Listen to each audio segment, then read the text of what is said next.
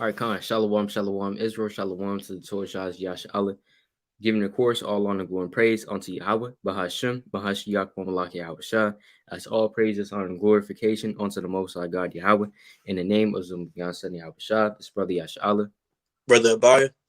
Khan coming back to y'all yet another video through the Spirit and Pod Yahweh, Bahashema, Mashah, Malak Yahawashi. All right. So this is a Friday night fire going into the second coming of Yahawashi. All right, and the brother to the right of me is brother Ahbayah. All right, been laboring with his brother for over a year now. All right, he's part of WFI Atlanta, as you can see from the shirt. And he has a YouTube as well as an Instagram page titled Ahbayah. A lot of good edification on there, and you can hit him up if you will. He's a good brother. Always ride or die for the Lord. All right, so Khan, all praises to the Most High God. So Khan, we be going into the second coming of Yahawashi. All right, so I'm gonna kick it off with the book of John, chapter 14. Okay, and Yahawashi is the son of the Most High God, Yahweh. He's not God. All right, I'm just put that out there. He's not God. That's a different video. All right, he's not the Most High. He's the son of the Most High. We just put that out there. And Yahawashi is the Hebrew name of Jesus. Okay, so yes, Jesus Christ, his real name is Yahawashi Mahashiach, right, in the Hebrew. John chapter 14 verse 1. It says, let not your heart be troubled. Ye believe in God, believe also in me. So that also cuts the Trinity. Because Yahawashi says, let not your heart be troubled, right? Ye believe in God. You believe in God, believe also in me. So he's saying, you believe in the Most High, but believe also in the Son of the Most High. That's basically what he's saying. So that's showing you that he is not God, all right? Verse 2, in my Father's house are many mansions, meaning in the heavens. Right? Remember, the Lord said in the book of Isaiah, chapter 66, that heaven, verses 1 on down, that heaven or the heavens is his throne and the earth is his footstool. What house will you build unto me? Right? So in my Father's house are many mansions. Now, some certain brothers say that these mansions is talking about planets. Brothers, we love you, but there's not really any precepts that state that these mansions are planets, right? And we can't find planets in the scriptures as well, right? So we can't really say that there's planets, but the Lord is talking. We know that mansions, we know that houses are referred to as bodies. So this is really talking about the spiritual bodies that the Lord has laid up for the elect, all right, in the heavens. You can read about that in the book of Second Corinthians chapter 5. But it says, what? In my Father's house are many mansions. If it were not so, I would have told you, I go to prepare a place for you. Right? So the Lord, he left. Okay? He left. We all know that, right? We can read that. Let's read that. Let's get that real quick in the book of Acts, chapter 1. Right? You trying to read that for me, Baba Kasha? God, the water, right? Let's go to Acts 1 and let's start at verse 8. Acts chapter 1 and verse 8. But ye shall receive power after that the Holy Spirit is come upon you, and ye shall be witnesses unto me both in Jerusalem and in all Judea and in Samaria and unto the uttermost part of the earth. So what color letter is that, King? Red. So what does that mean? That means that Yahawashi is talking, right? So let's keep going. Verse 9. And when he had spoken these things, while he held, he was taken up. He was what? He was taken up. Right. So just how the elect are going to be taken up in the chariots, he was literally taken up in the chariot, right? And a cloud received him out of their sight. Remember, that's not a literal cloud. All right, that's talking about a chariot. You can read about that in the book of Psalm chapter 103, right? Or Slaki. Psalms 103, I believe, right? Psalm 104. Psalm 104. Yeah, Psalms 104. Verse 10. And while they looked steadfastly toward heaven as he went up, behold, two men stood by them in white apparel, which also said, Ye men of Galilee, why stand ye gazing up into heaven? The same Yahawashi, which is taken up from you into heaven, shall so come in like manner as ye have seen him go into heaven. Right. So that's showing you too that these angels that were talking to the men of Galilee, right? They're saying that this same Yahawashi who went up into the chariot and got delivered up and was Slaki that was and was delivered into the and sent into the spiritual realm, and he's coming back in that same way, in his glorified body, in his glorified state. He's coming back in that same way. So that shows you that he's coming back, man. Right? He left the earth, but now he's coming back. Right? So let's go back to John 14 verse 3, right? It says, and if I go and prepare a place for you, remember in this context, he's talking to the apostles, right? And if I go and prepare a place for you, I will come again and receive you unto myself, that where I am, there ye may be also. So the Lord, he literally saying, hey, I'm leaving, but don't worry, I'm gonna come back, right? I'm gonna come back. And that shows you what? Regeneration, right? That shows you regeneration. Because literally, where are the apostles at? Where are the apostles at, man? Are they in some creepy grave or some creepy damn cave just sitting there, right? They're over 2,000 years old. Man, where's the Lord at, man? Right? In a cave, some cave somewhere, just sitting there waiting for the Lord. No, he's talking about what? Basically, in this generation, right? In this generation that we're living in right now, the Lord, he's coming back to those same people, those same apostles, those same followers of the Lord, and giving them their mansion, giving them their place, right? It says what? I will come again and receive you unto myself. The Lord is going to receive the elect, right? The Lord is literally going to receive the elect, beam them up into the chariots, right? That's the great deliverance. That where I am, there ye may be also, that you may be in the heavens, in the kingdom of heaven, right? With Yahawashi. Certain men, they will be sitting in those thrones near Yahawashi, right? Certain men, they will have that privilege, right? But come. I want to get precept touching on what you were saying in Second Esdras, chapter 2, and let's start verse 10, and it reads, "Thus saith the Lord unto Esdras, tell my people that I will give them the kingdom of Jerusalem, which I will have given unto Israel. Their glory also will I take unto me, and give these the everlasting tabernacles, which I have prepared for them." Those everlasting tabernacles go into what? The spiritual bodies, like their brother was saying, man. Lord willing, we get beamed up into his chariots, we get caught into the clouds, which are the chariots with the Most High, with Yahawashi and the angels. We're going to be beamed up into the spiritual tabernacles, into the immortal bodies, the spiritual bodies. So you can say goodbye to your flesh. You may look so-called good. You may have a nice 6-pack, 8-pack going. You may have may look modest now and things of that nature, right? But this flesh is not going to come with you in the kingdom of heaven. You can say adios to it, huh? Say shalom to it. But 13, go and ye shall receive. Pray for a few days unto you, that they may be shortened. The kingdom is already prepared for you. Watch. So the Lord said the kingdom of heaven is already prepared, and we are the kingdom of heaven. Why do you think we're always out there on the highways and byways? We're shaking the hands at the nobles, like it says in Isaiah 13:2. We're trying to build up that tabernacle and build up that temple. But I got a precept after you can. Go ahead. Like I just had a quick precept on what you were saying, right? Saying, you can say goodbye to these bodies, right? Because hey, we're not trying to perfect these bodies, man. We're trying to have that perfect body that the Lord will clothe us with, Lord willing, upon that number, right? Let's go to 1 Corinthians chapter 15, verse 49. And as we have borne the image of the earthly, we shall also bear the image of the heavenly. Now, this I say, brethren, that flesh and blood cannot inherit the kingdom of God, neither doth corruption inherit incorruption. Right? So the flesh and blood cannot inherit the kingdom of Most High. That's why you have to take off this mortal body and be clothed that immortal when the Lord comes back. And yeah, that goes back into why is the Lord coming? Why is he making his second coming? Is it just going to destroy Esau? Is it just going to be to destroy the 2/3? No, he's going to come back. He's going to deliver us from captivity. That's on a physical fold. And another captivity is what?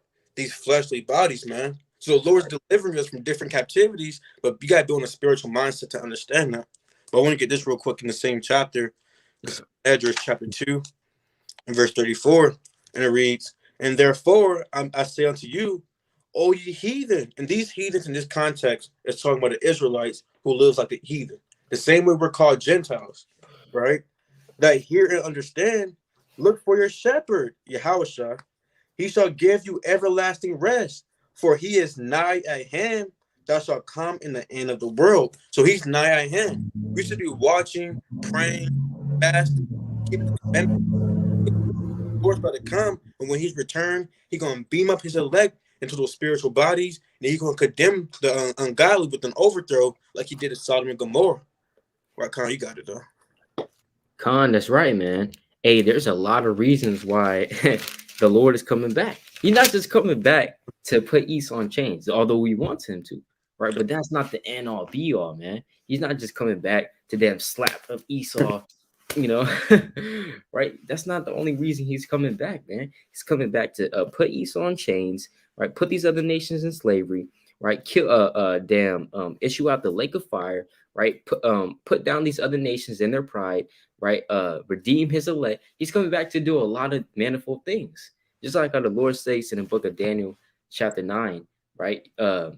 You have 7 things that need to that need to happen, right? So, like on that same way, the Lord is like, yeah, he has like a to-do list, man. When he comes back, I got 7 things to do. You know, that number is completion, right? So it's like, so hey, on another fold, right? Just how the Lord said we have to get ready.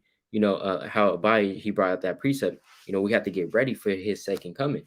Now, let's go to the book of Matthew chapter 24 real quick, right?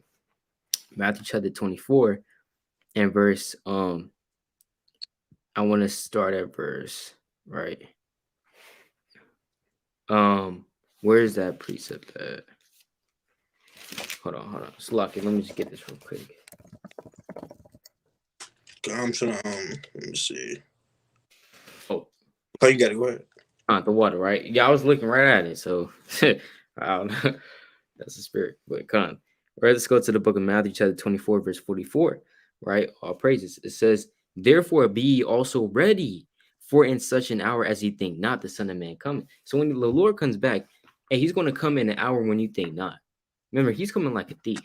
So he's not coming in an hour when you most expect. He's going to come when you least expect. He may come and he may come back when you're damn indulge in your folly and madness. The Lord might come back, man. And God forbid we're part of that number, right? So, but that's why we have to be always ready. And how do we get ready for the second coming of Yahawashi? Right? Just how the brother said, praying, fasting, studying, keeping the commandments. Because guess what? When the Lord comes back, he's also getting us ready for what? The marriage, right? You read about the marriage all throughout the scriptures. The marriage between the Most High God and Israel. Because remember, just as much as we're the son of the Most High, right? We're the children of the Most High, we're the people of the Most High, the sheep of the Most High, the lilies of the Most High. We are also the wife of the Lord, right? So we have to also get ready for that marriage. How do you get ready for a marriage? How do you get ready for a wedding? You have to be cleaning your garments, man. And Right. that goes into what? Praying, fasting, and repenting, right? Cleaning your garments. You can't come to the Lord's wedding with the damn no garment or damn stained garments, man. That's what the Lord said in Revelation chapter 16, verse 15. You know, blessed he that watcheth and keepeth his garments, lest he walk naked and they see his shame. You can't pull up to a damn wedding. Everybody has white on, fringes on. You know, they have the white apparel. Brothers might have a crown on, you know, a staff in their hand. They got the frankincense and myrrh. They might have the music going. Hey, you know, it's a vibe. They got the lamb going, sisters with the head wraps and the dresses. And then you pull up, damn, and you're naked, you know. You're naked, you say, hey, where's the food at? You're naked, you talk about Shalom, man. No, you're gonna be kicked out, right? Let me just get that precept real quick, right? Salaki, this is the book of Matthew, chapter 22, right? Matthew chapter 22 and verse 11. And when the king came in to see the guest, who's the king? The king's talking about Yahawashi, right? Came in to see the guest. He saw there a man which had not a wedding garment. And he said unto him, Friend, how camest thou hither, not having a wedding garment? And he was speechless. So we don't be confounded in that day, man. Right? The Lord's saying, hey, you know, you pull up on the Lord's wedding, you don't even have a garment on, right? We're gonna be less speechless. Verse 13. Then said the king to the servants, who are the servants? The angels. Bind him hand and foot and take him away and cast him into outer darkness. There shall be weeping and gnashing of teeth. right? So, Con, you got to keep. That's right. We'll get two precepts on that. First one, get Second Peter chapter 1 and verse 13, and it reads, "Yeah, I think it meet as long as I am in this tabernacle to stir you up by putting you in remembrance." So while we're in this tabernacle in this flesh, hey, me, Lord willing, me and the brother through the Spirit, we're going to be reminding you that what you cannot be caught off guard. This is the last days. This is the last captivity. There's no next captivity. The Arabian man is not ruling next captivity. The Chinese man is not ruling next captivity. This is it. This is your last chance to get it right. I want to jump to another precept in First Thessalonians chapter 5 from verse 1. But of the times and the seasons, brethren, ye have no need that I write unto you. So there's no need that we're doing this video, but yet the Spirit put on the brother to do it. Why? Because the Lord wants us to do this video to probably warn you, probably to exhort you, probably exhort us who's doing the video through the Spirit, right? Because even though we so-called teaching right now, at the same time, exhort us while we teaching at the end of the day. Verse Huh? 2, for yourselves know perfectly that the day of the Lord so cometh as a thief in the night. So you know perfectly that the Lord's going to come when you least expect it, right? Verse 3, for when they shall say peace and safety, and who's saying peace and safety? These people in the world. Nothing's going to happen to me. We're going to get the vaccine. Everything's going to go back to normal. All praise to the Most High. Make it great again, right? Those are sayings about the same thing as peace and safety. Shalom, shalom, king. So, And reads, then sudden destruction cometh upon them as travail upon a woman with child, and they shall not escape. And then guess what? He's saying that the vaccine is going to save you. Everything's going to go back to normal. Biden and Kamala Harris, and they're going to build back up America and things of that nature. That's when all hell is going to break loose. You never know when all hell going to break loose. You might be doing something righteous. You might be on the highways and byways, shaking the hand, feeding the sheep, and the Lord comes back, and guess what? You was found doing something righteous, or you might be found doing something wicked. You're over here in your lust, about to go off. You're in the middle of doing what you're doing, and the Lord comes back, man, with your pants pulled down, physically and literally, man. Right? I'm gonna keep going. Verse 4. But ye brethren are not in darkness, that day should overtake you as a thief. So we can't be in darkness, man. Yeah, we fall short. But Lord willing, the Lord, He gives you mercy. He's long suffering. Because it's of the Lord's mercy that we're not consumed. Right when you go off, the Lord can come back, man. And that should put fear in you and myself. Right when you about to go off, the Lord can come back, and that can be it, man. I remember I had a conversation with a brother, fellow Israelite in the world, right? He said, "Hey, man, what if the Lord came at this time when I was about to go off?" I said, "Yeah, that's scary. That's scary, and that's spiritual too, because I was in the world and I had that so-called fear like that. But that's scary as hell, right?" Verse 5. Um, I'll get this last one. I'll get two more. So like two more verses, and it reads, "Ye are all the children of the light." So like you are all the children of light, and the children of the day. We are not of the night, nor of the darkness. Therefore, let us not sleep as do others, but let us watch and be sober.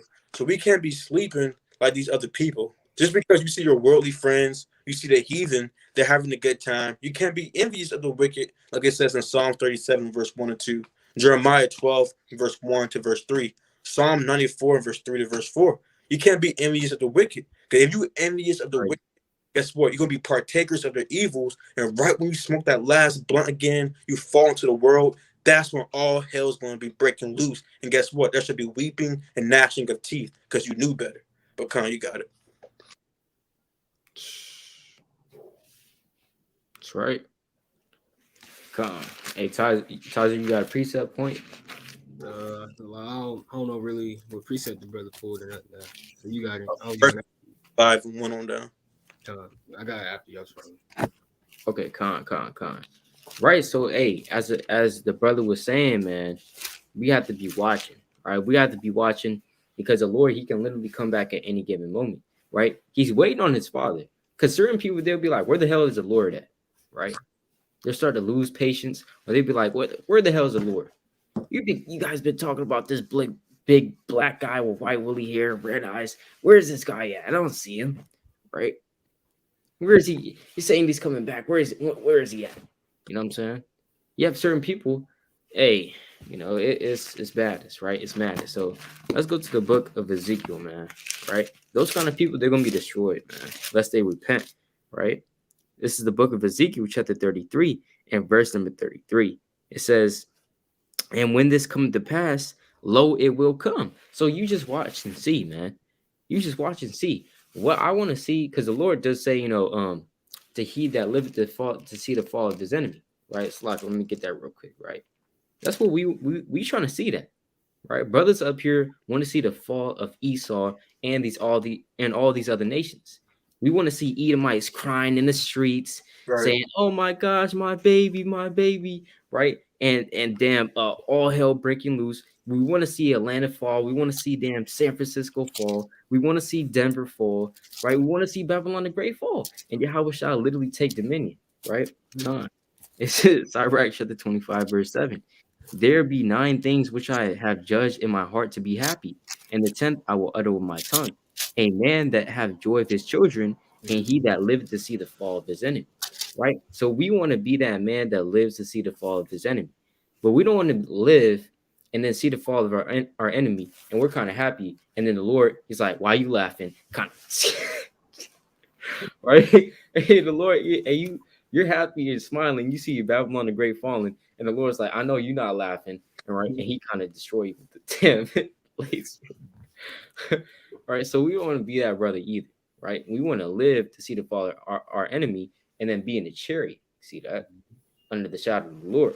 But I also want to see. I don't know about brothers, but I want to see the face of those people that doubted us, man. Well, I want to see. I want to see that, man. Right? I want to see their face and what they say and their damn anguish that they go through when they see this damn big old chariot coming out the sky, right? And all hell breaking loose. I just want to see that. Lord, please. You know what I'm saying? Give me that chance, right? But Con, let's go to Ezekiel 33 and verse 33. And when this comes to pass, lo, it will come. Then shall they know that a prophet have been among them. So they're going to know that a prophet was dwelling among them. And those people that mocked Ahbayah, right, kind of, said that he's beside himself, right, kind of said that he's crazy. What are you talking about? You're insane, right? Stop watching those dudes, stop trying to be like them, right?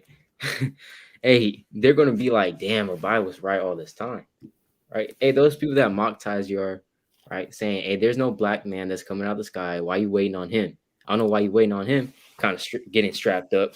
Yeah, I'm not waiting on nobody, right? Kind of looking at his pistol. Yeah, I'm not waiting on anybody. I'm gonna overthrow the Esau by myself.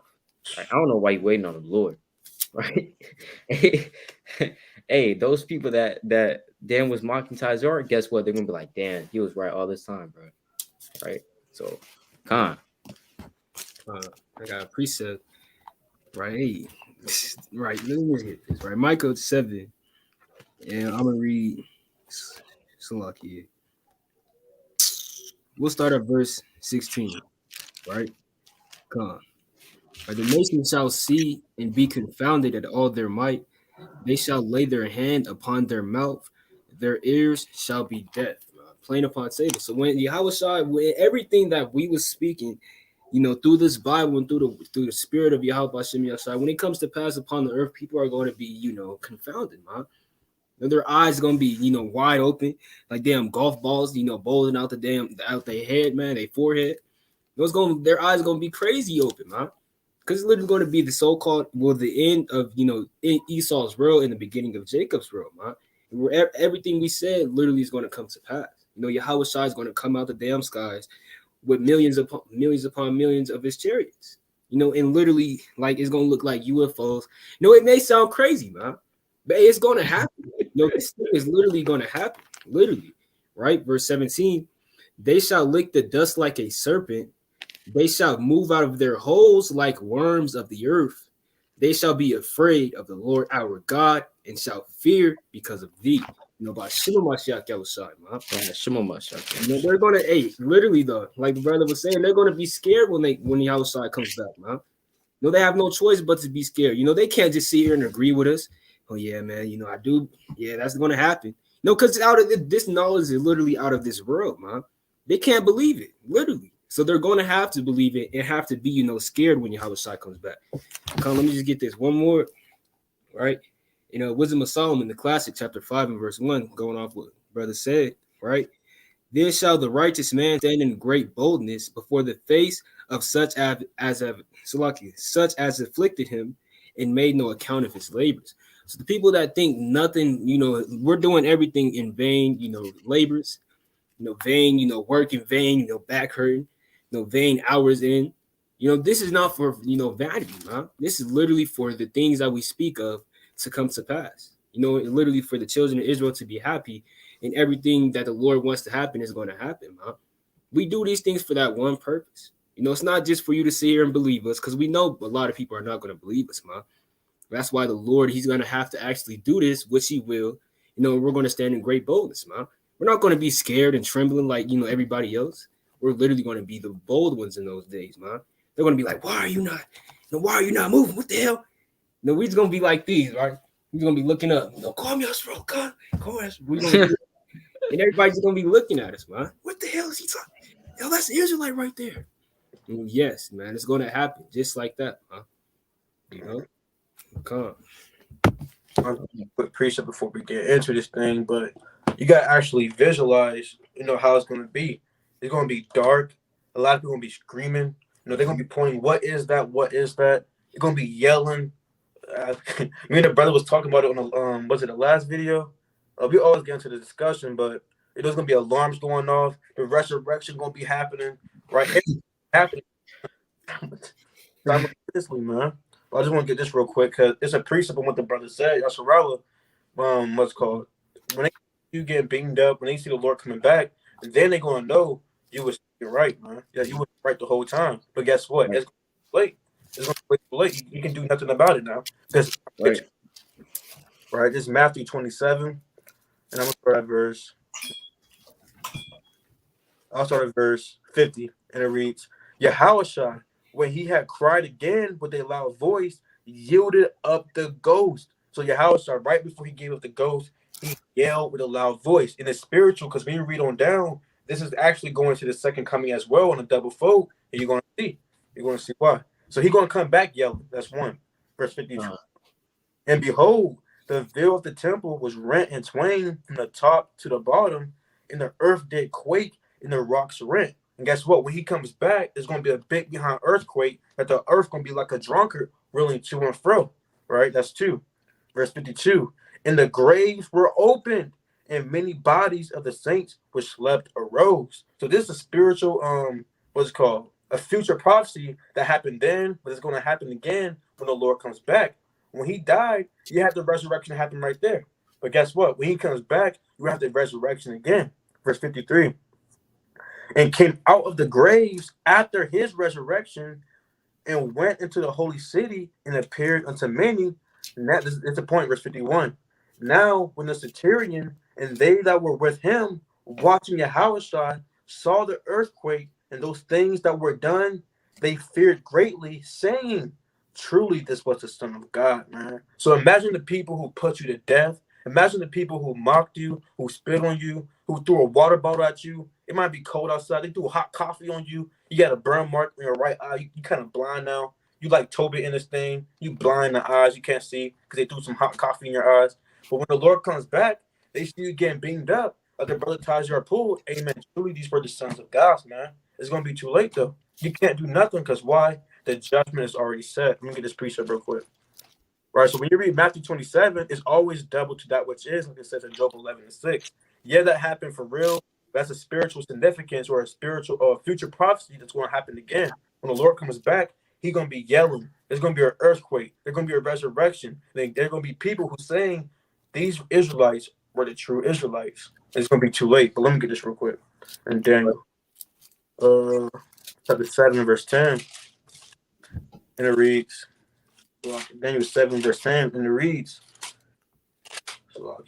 a fiery stream issued and came forth from before him. Thousands and thousands ministered unto him, and 10,000 times 10,000 stood before him. The judgment was set, and the books were open. So even on a physical level, on a carnal level, when that gavel comes down, boom, you're guilty. Boom, not guilty. That's the final verdict. You can't change it no more. That's the final verdict. Same thing with the Lord. When he let down that spiritual gavel, boom, when the Lord comes back, that's the final verdict. If you was read in the book of life, guess what? You will get beamed up. It is what it is. Right? But if you was wicked and the Lord comes back, it is what it is. You can't be begging the chariot. You trying to beg the chariot, I'll give you $100. You're gonna get your head taken off, man. Because that's the final verdict. You were righteous, you're gonna get beamed up into everlasting life.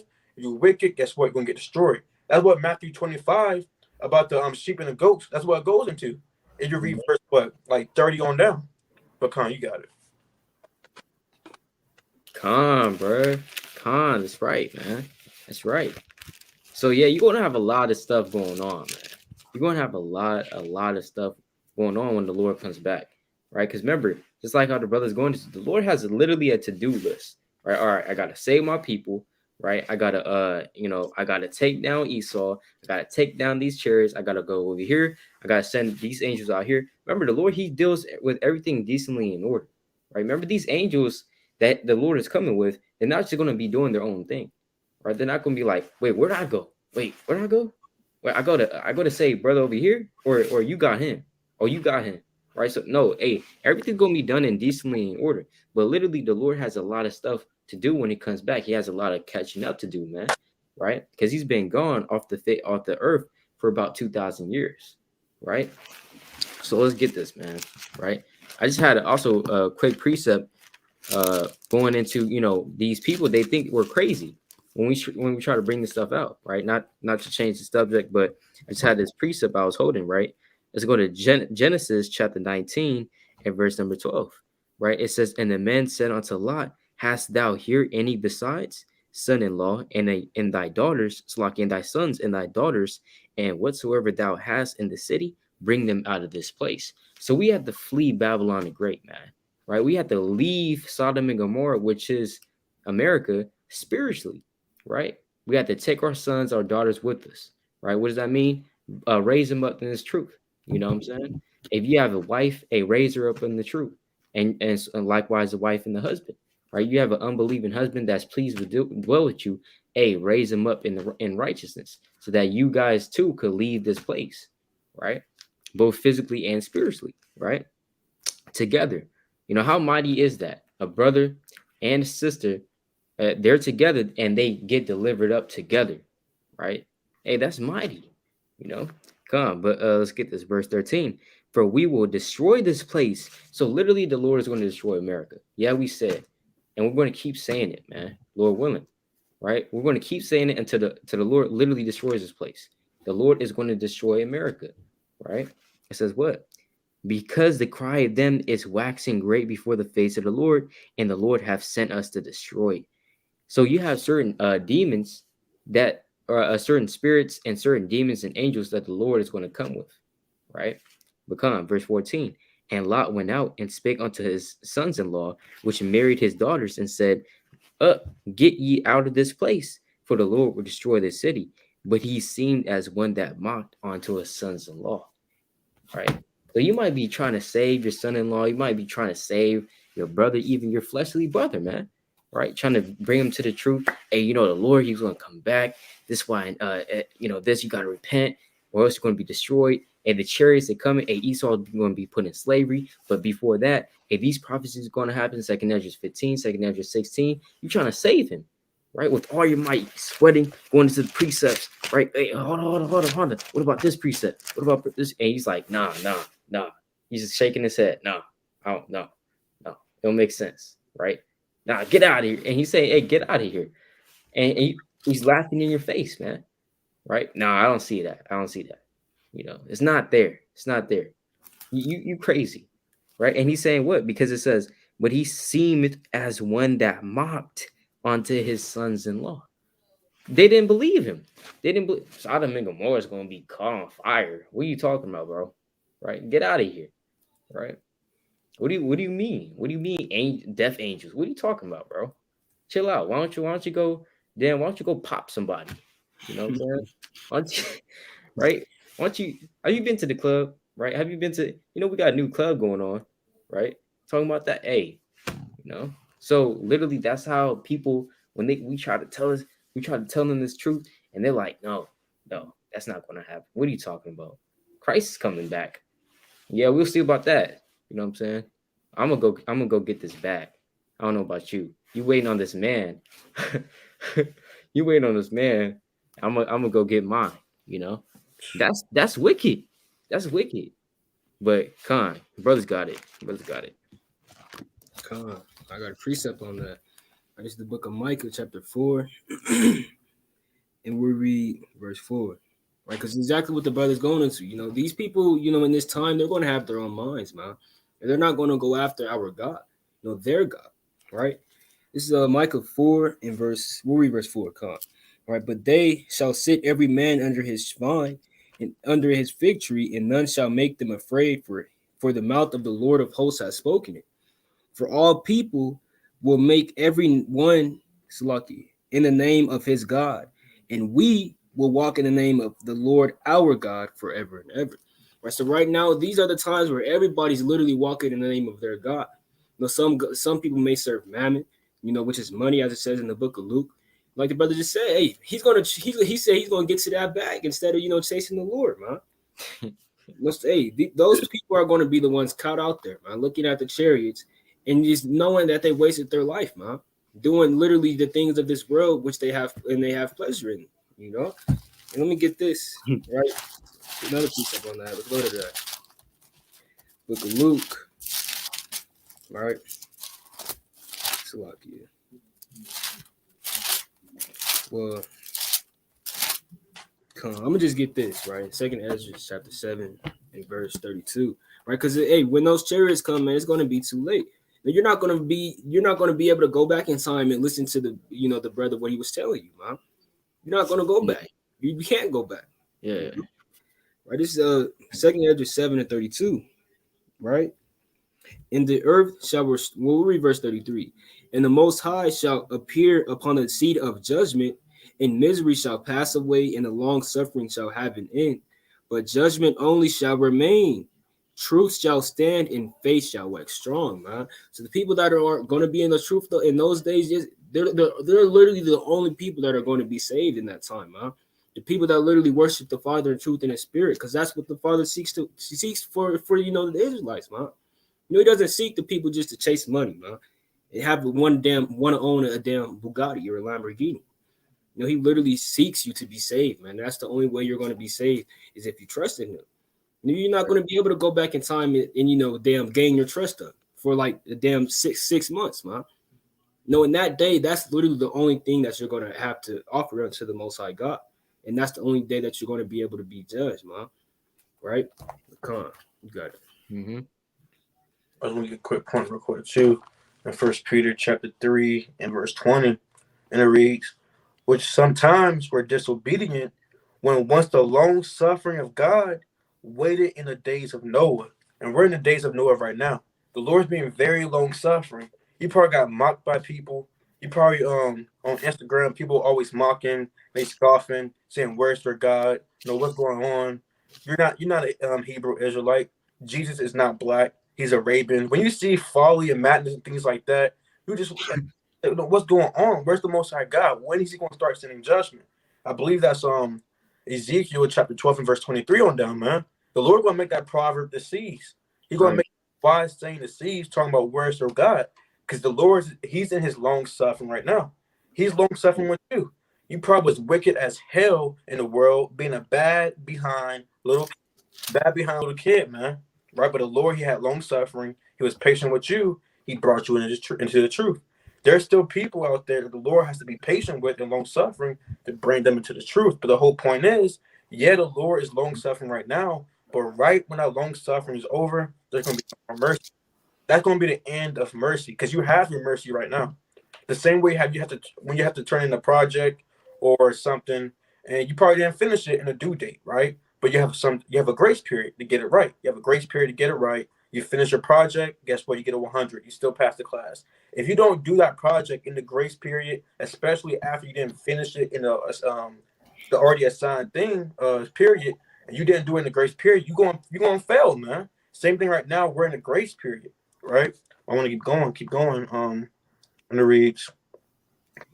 While the ark was we're building a spiritual ark, but back then in Noah, he had a physical. Go ahead, King. Con Slacky. I just want to make a quick point on like the long suffering, right? So, hey, just like how how like Ahbayah was saying, right? Hey, let's say you put in like a pizza in the oven, right? You put in the pizza in the oven, and you put that thing in, and you hecka hungry, man, right? You hecka hungry, kind of checking it every 5 minutes, kind of checking it. No, it's not ready yet. It's not ready, right? Hey, that's how the Lord is to us, you know. And we're 5 years old now. He's not ready to come in yet, right? We're 7, 10, 12. He's not ready yet. He's not ready. You came into the truth at the exact moment the Lord wanted you to. Right now it's ready. Now you take it out, and now the Lord is going to literally eat of the fruit that He made, essentially, right? But constantly, so I put that out there. You sure can. Can I read this real quick again? 1 Peter 3:20, which sometimes were disobedient when once the long suffering of God waited in the days of Noah while the ark was preparing. So back then when Noah and his sons was building that physical ark, guess what? He was building and he was out there prophesying to the people, you got to repent before the Lord comes and flood this place, right? But the thing is, they didn't succeed. But the whole point is, until the ark was built, that's when the Lord told Noah, hey, it's time, go inside. Same thing right now. Right when that spiritual ark get built, the 144K gets sealed, certain amount of people coming to this truth, that's when the Lord going to be like, look, it's time to go into the spiritual ark. That's all we're waiting for at the end of the day. We're waiting for that ark to get built. Right when that ark get built, it's going to be, hey, man, that door shut. It's going to be too late. The Lord going to withdraw his wisdom from off the face of the earth. All hell going to be breaking loose. But my whole point is, right now we're building a spiritual ark. But right when we enter into the ark, that's when all hell going to break loose. The Lord's not going to have no mercy because you had your chance, man. You had your chance to put in your work. You had your chance to grow in this thing. You had your chance to listen to the Most High God, but you did not the Lord. So you're really doing it to yourself. Okay. That's right. That's right. Con, can a brother read for me 2nd Ezra 9:9? Okay. Come. This book, Second Ezra, chapter 9. Oh, I was already in my Second Ezra. are you already there? Mm-hmm. Okay, con. Ready? Con the water, yeah. Come. Right. Second Ezra 9:9. Then shall they be in pitful case, which now have abused my ways, and they that have cast them away despitefully shall dwell in torments. Right. So the Lord said you're gonna be in pitiful case that abuse his ways, man. You abusing the Most High's ways when you walk across the camp and you never want to stop and talk to the brothers, right? You abuse the Most High's ways when you just want to neglect knowledge, when you want to neglect the Lord, right? You're abusing His ways, right? And they that have cast them away despitefully, you casting away the Lord despitefully, right? You might have a flyer and you just crumple it up as soon as you cross the corner, crumple it up, throw it in the trash bin, right? Hey, you throwing away the Lord, right? Certain people, certain men that were in the truth that once knew the Most High, and God forbid this ever happens to us, they literally had a closet full of fringes. They bundled it up and threw it in the garbage and replaced it with Louis Vuitton. You know, Hey, that's madness, man. You literally throwing away, it's like it says, and have cast them away despitefully, and you're going to dwell in torments, right? Pit of fire, weeping and gnashing of teeth. Hey, that brother, he might die of a famine, he might die of a famine, and that's very, very, a very gruesome death, right? But Salat, let's keep going. What would that never happens to us? Verse 10. Con. For such as in their life have received benefits. Have received what? Have received benefits. Have not known me. Right. So they have received benefits. You have certain people, they're born into a rich family. They might be born into a family has money. You have certain benefits. You know what I'm saying? They have internet at home. They got the damn MacBook. They have an iMac, a MacBook, and a damn iPad and an iPhone, damn 12, and a damn flat screen 4K TV. They have the Xbox One X and a damn PS5, right? And they got hella games, and they got a big house, and they got 2 cars. They have benefits, right? You have literally everything, right? It says what? They have received benefits and have not known me. You still don't know the Lord. You have all this stuff, but you still don't know the Lord, man. Even certain people in the world, certain Israelites, it's not like it's impossible for you to damn look up an Israelite video, right? You literally have internet. You have internet at home. You have Wi-Fi. You have a damn iPhone. Why don't you put it to good use? Instead of you damn making TikToks and scrolling on damn TikTok, why don't you damn scroll on the damn Bible app, man? Right? You can download it. It's free.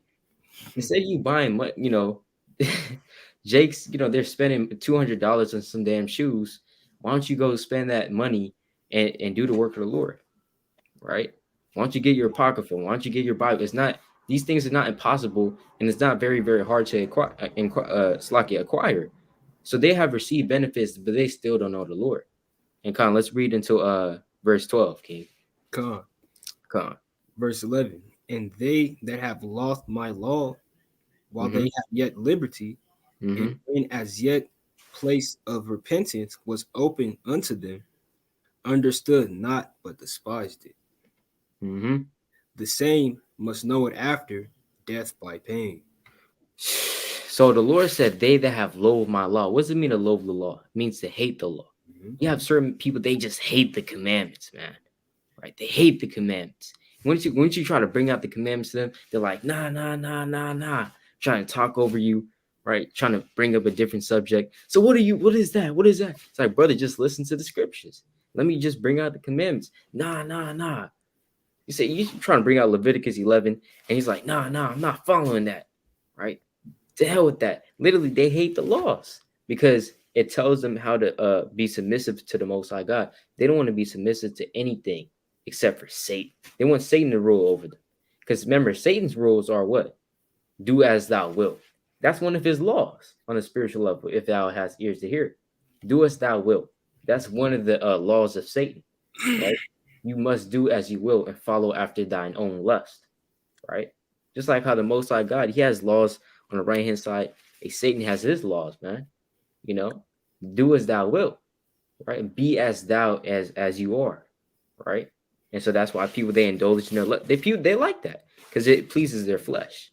But the Most High, he's about pleasing your spirit, right? More than pleasing your flesh, right? So that's why people, they don't like that, When it says what they have loathed my law while they yet have liberty, you have certain freedoms. It's not like if you put on a pair of fringes, you go into 10 years jail, right? You have certain liberty to keep certain commandments, right? And when as yet place of repentance was open unto them, understood not, but despised it. So they despise this truth, man, because they hate the truth. All right. But hey, guess what? John 8:32, the truth is really what's going to make you free. Khan, Salakia. You got it, Kings. Con, right? That's right. The brother speaking facts, man. But you can't like when the Lord, he puts you in this truth, he put you in this truth for a reason, man. You can't just waste your talents in this thing, bro. Literally, right? Let me get this off of what the brother said. Like, you just wasting your own time when you know the knowledge of the Lord and you just forsake it, man. You're wasting your own time. Right? Let me get this in Sirach, right? Chapter 28 in verse number 3, verse 21. Con. The death thereof is an evil death. The grave were better than it. It shall not have rule over them that fear God, neither shall they be burnt with the flame thereof. Such as forsake the Lord shall fall into it, and it shall burn in them, and not be quenched. It shall be sent upon them as a lion and devour them as a leopard. Right, so we're not going to be worrying about that when Yahawashi comes back. We're not going to be worrying about, am I going to be burnt? Most High willing, we're all at that time, we're going to be fearing the Most High God. But everybody else, as it's written, that forsake the Lord, they're literally going to be burned, man. It's inevitable, in the last days when you forsake the Most High God, you're going to die, man. You're literally going to lose your life. You're going to, I don't think people understand, man. Like, when you literally forsake the Most High God, you die, man. There's no other way around it. He's literally the Most High God. He's the creator of heaven and earth, and he put a spirit into you of truth and spirit. Of spirit and truth, as it says in John chapter 4, to profess this wisdom, man. Once you forsake it, Just damn throw it away, throw away your fringes, start eating pork again, start breaking the Sabbath day. Once you do all those things against the Most High God, you have the right to be destroyed, man. And you shouldn't even be talking back once you know the judgments come. So that's why, let me just get this, right? In 2nd Ezra chapter 7, right? In verse, right, 41, verse 41, even so now seeing corruption is growing up and wickedness increase, and the righteous have prayed for the ungodly, wherefore shall it not be so now also?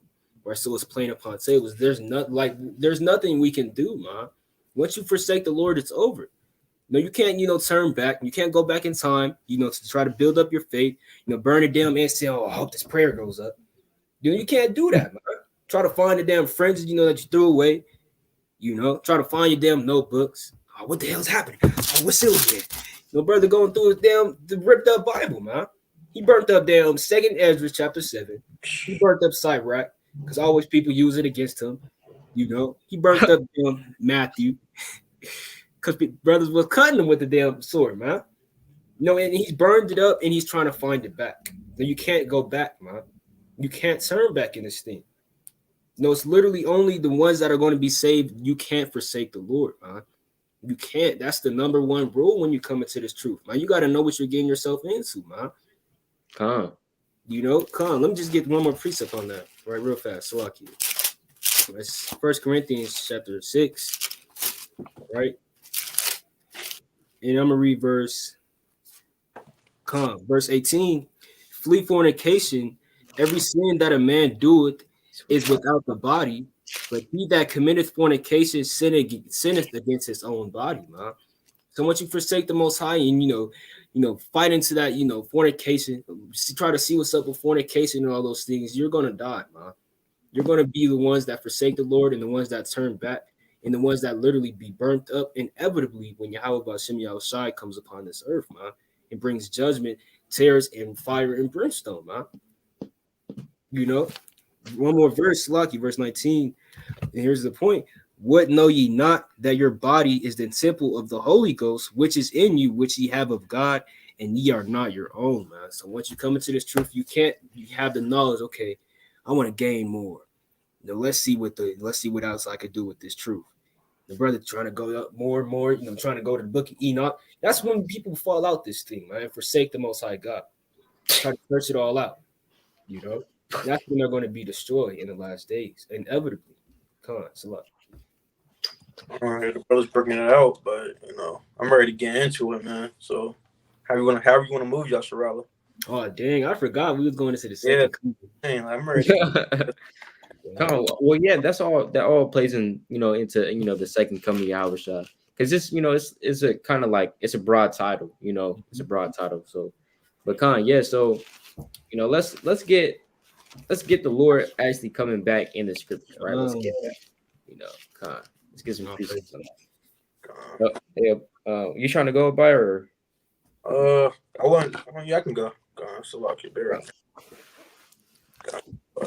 That's a spirit, bro. I had forgot everything. I was feeling like a damn fire in this thing, bro. I want you to do it though, Yasharala. Revelation 19:11 on down. So I'll read for you. Okay, come bringing that out, King. This book of Revelation, chapter 19, and verse 11, and it reads, "And I saw heaven opened, and behold, a white horse, and he that sat upon him was called Faithful and True, and in righteousness he doth judge and make war." Right. So this is talking about Yahawashi, right? He's the one that's faithful and true, right? And the reason why it's called a white horse, it's not an actual white horse. Don't think that the Lord is coming back on an actual white horse. Because it'll tell you in the book of 2nd Ezra chapter 13 that Yahawashi is coming back on a mountain, right? So which one is it? Is it a mountain or is it a white horse? This white horse is symbolic for it's white, the color white for righteousness, right? It's symbolic for that righteousness that the Lord is coming back with, right? Because when we go to verse 8, it says, "And to her was granted that she should be arrayed in fine linen, clean and white, for the fine linen is the righteousness of the saints." So that whiteness is just symbolic for that righteousness of the Lord. Now that horse is symbolic for what the chariot that the Most High is coming back with. We call it the fathership, right? And it's a big fathership that literally everybody is going to see. You can read that in Revelation chapter 1, verse 7, right? But it says what? And in righteousness he doth judge and make war. He's going to judge literally the 12 tribes, right? Because remember, judgment shall begin at the house of God. So yes, people, we think that Esau is going to be the first in line, but really it's the house of the Most High first, right? It's really Israel, because remember, we're the Lord's children, so we're held to a certain accountability, all right, when it comes to the commandments and the laws and the statutes. Remember, the other nations, the Lord doesn't give a damn about the other nations. They're like a drop that falleth from the vessel, right? They're like onto spittle. So the Lord doesn't give a damn about them. But once they do evil towards his holy people, hey, that's when there's a problem, man. Right? Because these other nations, they can commit adultery, commit certain sins and certain, damn folly, and break the Sabbath. And the Lord not really hold them to a certain accountability like how he would hold you to accountability, man. But it says, and it's like it. And in righteousness he doth judge and make war. Let's keep going. So I had a precept real quick. Oh yeah, Khan, you got it.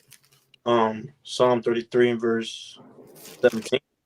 A horse is a vain thing for safety, neither shall he deliver any by his great strength. So that horse represents is what? The chariot he's coming on, and his strength that he's coming with. He's coming back with millions and millions of chariots. The Lord's not going to just come back by himself and take down this whole place by himself, even though he could. But the Lord, he's a so-called Jake, man. We get our seasons, or what's called our salt from the Lord. He's coming back with the theatric movie scene type thing. So when the Lord comes back, he's cracking that sky open. He's coming with millions of chariots. He's coming in a glorious apparel, man. So when the Lord comes back, he's coming with what? Strength. That's why you have something called the horsepower, because horse is known for his power.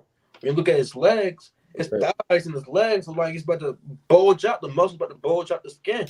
If you got kicked by a horse, you will die, man. You're full of crack. You get busted up in this thing. But I had another precept, but I kind of forgot. But you got it, I'll read. But I'll go on. I'm about to share that on the screen right here, man. Right, the horse. You see this, right? Look at that, man. Look at the muscles. You know what I'm saying? The muscles of a horse, right? That's why even when you read the book of Zechariah chapter 1, angels are referred to as horse. Horses or horsemen rather. Because they're strong, they're powerful, right? But it's that horse. Right? People think that the Lord's coming back with this. It's not an actual white horse. Right? Why would there be a white horse in heaven, right, in the heavens?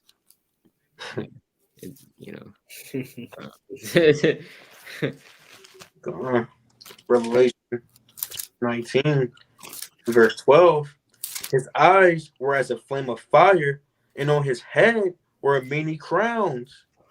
And he had a name written that no man knew but he himself. Right, so his eyes was a flame of fire, and on his head were many crowns. He's conquering all these kingdoms. Give me that crown, man. Give me that crown, right? Hey, Esau, he has a crown ball on the left-hand side, right? And Esau's like, hey, give me that crown. Give me that dominion. That's what that's going into, right? Give me that power, right? And Esau's going to be crying, man. It says, and he had a name written. It's like the kind of like the big bully, at school. The big bully, he thinks he's the toughest, roughest person in the damn world, right? That he can never be stopped. He can never be, he's always going to be on top, right? Right? You can't say anything to him. But when he comes around, you better give him your lunch money. You already know what the deal is. Right? Hey, but once that big bully meets his match, or meets somebody that's powerful than him, he's going to start crying, right? He's going to start crying, man. He's going to start crying, start wailing like a baby, No, please. Hey, that's going to be Esau. And the Lord's going to be, hey, that bigger and badder and more vicious and stronger bully, man. Right? And he's going to be the redeemer of all those other kids. You see that? So but it says what? And he had a name written that no man knew but he himself. What does that mean? A name written that he Slakia. He had a name written that no man knew but he himself. We know his name to be Yahawashi, but it's not going into his actual name. It's going into what he represents, right? What he represents, and also we don't really know what the Lord. We don't know Slakia, when the Lord comes back, we don't know for sure who the Lord is going to save and redeem. We don't know that for sure. That's why it says he had a name written that no man knew but he himself. You can't say to men that when the Lord is coming back, I'm going to be saved for sure.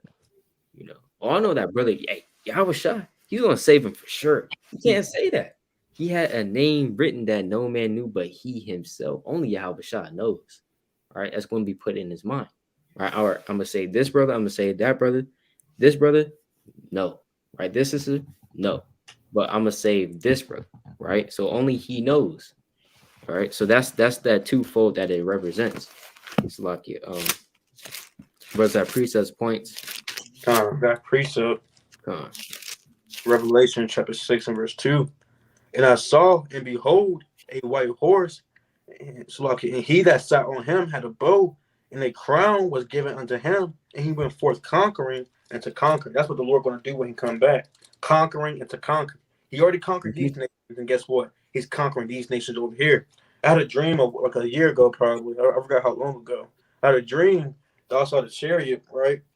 Destroying nation. It was like a far away. It was like far away. I was in a different nation. It was destroying this one nation. It was just conquering one nation. This place got destroyed.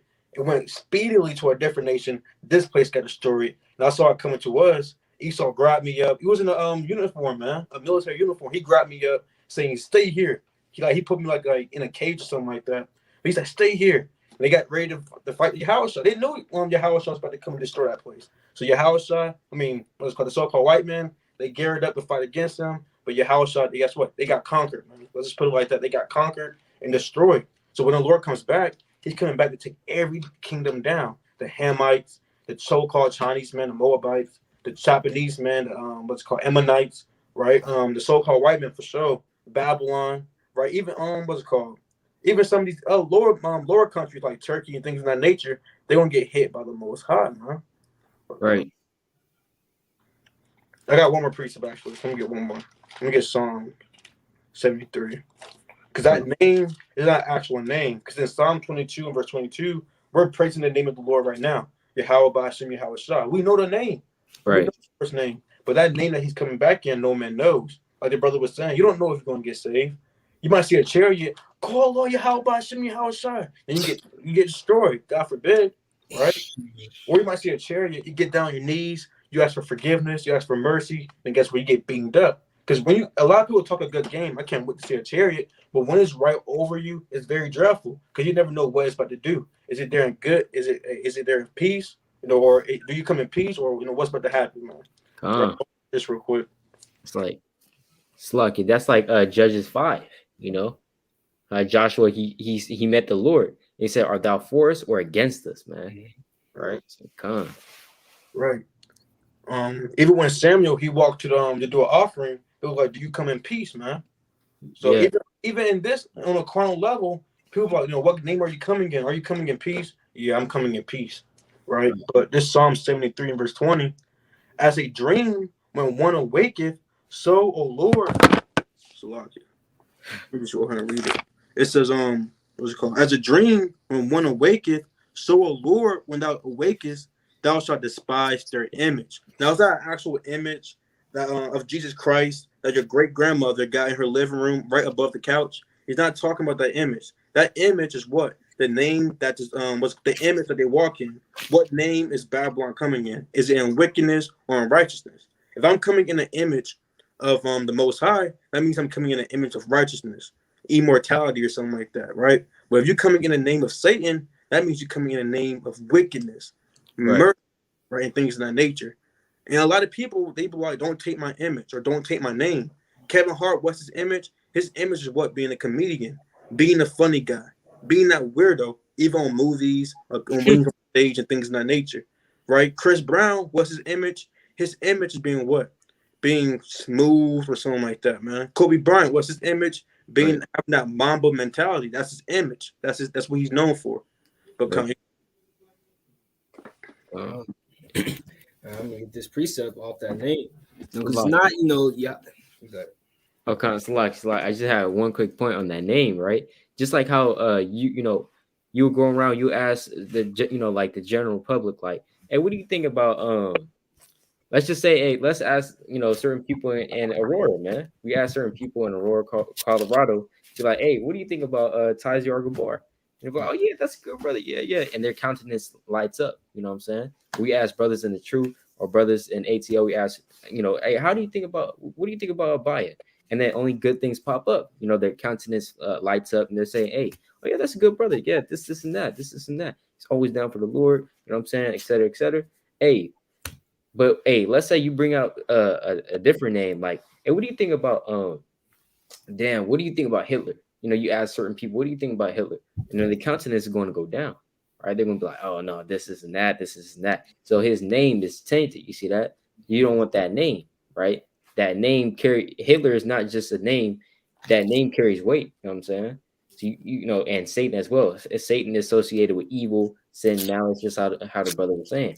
So that name that Yahawashi is coming with is also his righteousness, his because Yahawashi, that name is associated with righteousness and equity and holiness, etc., etc. Right? But Khan, brother, you got this, luck. Let me just get this precept real fast, right?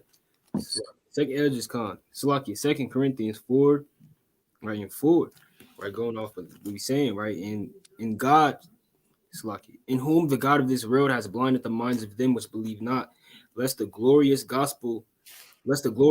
light of the Salaki, lest the light of the glorious gospel of Christ, who is the image of God, should shine into him. Right. So just like the brothers is going into, your image is, what you stand for, man. Basically like a so-called purpose. What you're known for, your name. Let those things tie in together, man. The name of Esau is wickedness. In the name of the Israelites, the damn, literally the Israelites, the ones who know that who they are, that's the image of the Most High God. That's literally, the representation. And well, let me just get that also, right? Salaki, right? It's kind of, it's self-explanatory in this thing, man. You should just understand this, right? Salaki, let me just get this. The classic, bro. Colossians, right? Colossians chapter 1, right? Oh. Brother Des. Shalom. We miss you, Ismail, too. Shalom. Damn, bro. So hard to find Colossians in this thing. It's right after Philippians. Yeah. Right after Ephesians. Right, Colossians, look, I had to get in the damn old Bible. Right, Colossians 1, and I'm gonna read verse, right? We'll start at verse 20, verse 13, right? It's lucky. We'll start at verse 14. In whom we have redemption through his blood, even the forgiveness of sins, who is the image of the invisible God, the firstborn of every creature. Right. So Christ, he's literally, the image of our Lord God. This is self-explanatory, man. Just like the damn, a store. What's the image of the store? Damn King Supers or damn Kroger's. And that's what what is their purpose, right? Damn, a grocery store, man. What's self-explanatory, man? It's not, okay, damn, what's his name? That could be talking about anything, man. And what's that going into? It's not, none of those things, man. It's literally, what they stand for, their purpose, so-called. Right? But let me just get this lock here. Lord willing, it gets us back on point. Second Esdras. Come. All right, second Esdras. Let's get to it. Well, brothers got, if y'all want to get more precepts on that name. Khan. You got it. Go ahead. Oh, Khan, the water, right? Let me get this real quick in the book of Sirach. Right, chapter 6. Right, it says what? Sirach chapter 6, verse 1. It says, instead of a friend, become not an enemy, for thereby thou shalt inherit an ill name, shame, and reproach. Even so shall a sinner that have a double tongue. So you don't want to inherit an evil name, right? Or ill name. You know what I'm saying? Whenever your name pops up amongst brothers or sisters, that name is always associated with you committing adultery, with you committing fornication, right? That's when they hear your name, that's what they think. You know what I'm saying? So you don't want that. You don't want that to happen. You know what I'm saying? That's why the Lord always says, instead of a friend, become not an enemy, right? Don't become an enemy to certain people, right? And you do this mischievous and evil stuff around, right? Or else you're going to inherit that ill name. And once you inherit that ill name, guess what? It's really, really hard to blot that out, right? It's really hard to try to get your name back, try to get your reputation back. There's been accounts of a lot of different people within history trying to get their reputation back. That happened. Damn, hey, that happened to my school. That happened literally at my school.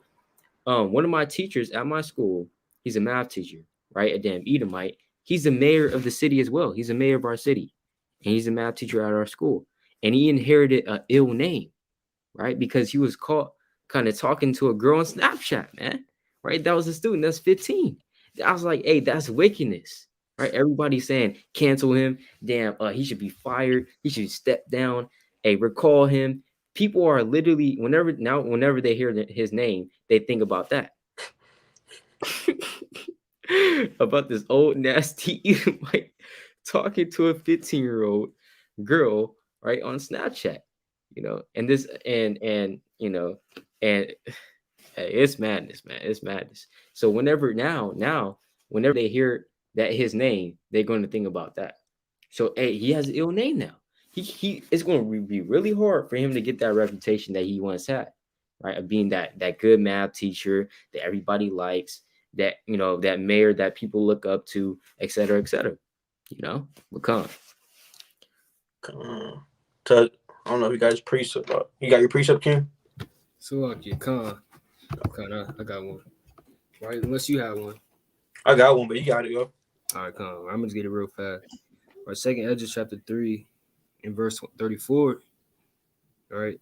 Weigh thou therefore our wickedness now in the balance, and theirs also that dwell in the world, and so shall thy name nowhere be found but in Israel. Or when was it that they, that they which dwell upon the earth have not sinned in thy sight, or what people have not kept thy commandments? Right, here's the point. Right, thou shalt find that Israel by name has kept thy precepts, but not the heathen. Right, so the Lord is going to know you by name, in the last days. Right, when I was in high school, a teacher got arrested in the middle of class for that. See, that is wickedness, man. It's madness. See that? Come on, man. Come on, Slocky King. Hey, you got it. It's madness, man. It's madness. Let me just read this again, right? Thou shalt find that Israel by name has kept thy precepts, but not the heathen. So this is going into, basically different lots, man. This brother Ahbayah may be known as, as mighty in the eyes of the Lord. That's going to be his name. And that's going to be his purpose, right? Also, Yasharala, he's going to be most high willing. He'll be known as, knowledgeable, man, and understanding. That's his name to the Most High. He has he compels and holds those things. That's just what you're known for, man. That's plain upon tables, right? Right. Come. Shalom, brother Masha. Shalom. And shalom to all the brothers and or sisters that may be watching this video. Shalom. What you got here about you? I bring this quick precept out as an example, like 1 Samuel chapter 25 and verse 9. And when David's young men came, they spake to Nabal according to all the words to the name of David. Let's lock it. According to all those words in the name of David and ceased. So these men, they went to Nabal, but they came in the name of David. They didn't come in his own will. Same thing with Yahawashi. He's coming in the name that no one knows on one fold. It's the Most High God. And no one has seen the Most High God on a real fold, on things in that nature. Even Philip, he said, show us the Most High God. Suffice it for us, something like that. Right. The Lord got on him, man. So the Lord's coming in the name that no one knows. So on one level, we touched on that. On another level, that's going to the Lord coming in the name of the Most High. Because he's the one who's writing names in the book of life, man. and you never know if you're in that thing. You might think you all high, you mighty, you shaking the hands, like it says in Isaiah 13:2. But the Most High, I hate him. He's prideful, right? I hate him, man. Every time I hear his voice, I hate him, right? Right when you try to pray to him, and he started then they name out the book of the living, man, right? And guess what? You might have a brother. I'm nothing, man. He's fasting like Edwards. I'm fasting and things of that nature. I'm nobody. The Lord doesn't like me. The Lord hates me. I'm going through all this pain for no reason and things of that nature. Pooh-wee. But hey, the Lord's saying, hey, the Lord, he's doing a well on a I don't know how to explain, but he's all the angels rejoicing over you. You're repenting. You're on fire. And I like this man. He loves me. He got a whole heart towards me. Even when he's not being prideful, yet he keeps saying he's prideful when he's the most humblest person ever that walked the earth, like Moses, man. I, Right. I love this man. He loves to do my will. And guess what? I want him first on the chariot. Let him die for my name's sake. I want him first on the chariot. Your house, I might be beating somebody up too in his own chariot. You never know, man. You never Right. also might beat somebody in his own chariot when he comes back. Who knows? But come Hey, you never know, man. on. VIP, you know, it's the VIP, man. Pecan, man. Also, yeah, I want to bring that out too. Like, and when the Lord comes back, because we bring out the second coming Yahawashi, right? Now, when the Lord comes back, he doesn't want to save, and it's all according to the Lord, right? It's all according to the Lord, and it's according to his mercy as well. But we don't want to be the brother that's like when the chariots come, save me, Yahawashi. I'm right here, right? I'm right here. You know what I'm saying? Got it. Like, hey, Yahawashi, right? I'm right here. You know what I'm saying? Hey, you, hey, the Lord does say that, when the Lord comes back, we want to have confidence, right? But again, like the brother's going to, the Lord he's going to save the lowly and the meek and the humble man.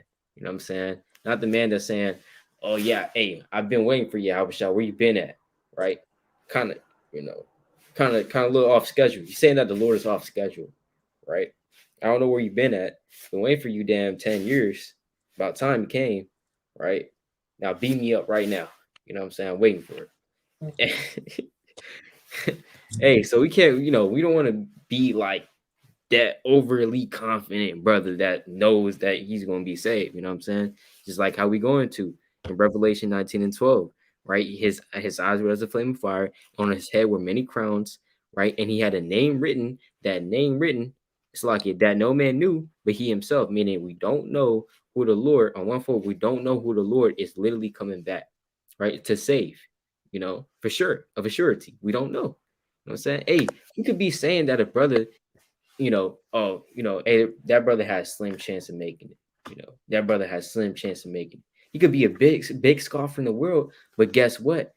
Hey, 6 months from now, he could be a mighty brother in the truth. You know what I'm saying? He was the biggest scoffer in the world, and he could be a big, mighty man in the truth. And the Lord, he ultimately saves that man. So we don't know. We just do not know, man. Right, Pecan? Revelation chapter 19 and verse 13. You want me to keep going? Pecan, King. Verse 13. And he was clothed with a vesture dipped in blood, and his name is called the Word of God. Con. Can a brother get for us Isaiah 63? Let's get that real quick. Let's go to Isaiah 63 and 1. Isaiah chapter 63. Slock, you want to bring it out, Tazaiyar? You on mute. Isaiah 3 and verse 1. Who is this that cometh from Edom with dyed garments from Basra? This that is glorious in apparel, traveling in the greatness of his strength. I that speak in righteousness, mighty to save. Right. So Isaiah's like, hey, who is this man? Right. He's kind of looking at Yahawashi in the distance. Who is this mighty man that's coming from Basra? Remember, Basra was a city in Edom. Right. It was an actual city in Edom. You could, hey, let's say you took a time machine back in the ancient world. You can pull up to Basra. That was the actual city in Edom. Now we're in Edom right now, spiritual Edom. Right. So you have a spiritual also Basra. You know what I'm saying? What's a spiritual Basra? It could be New York City.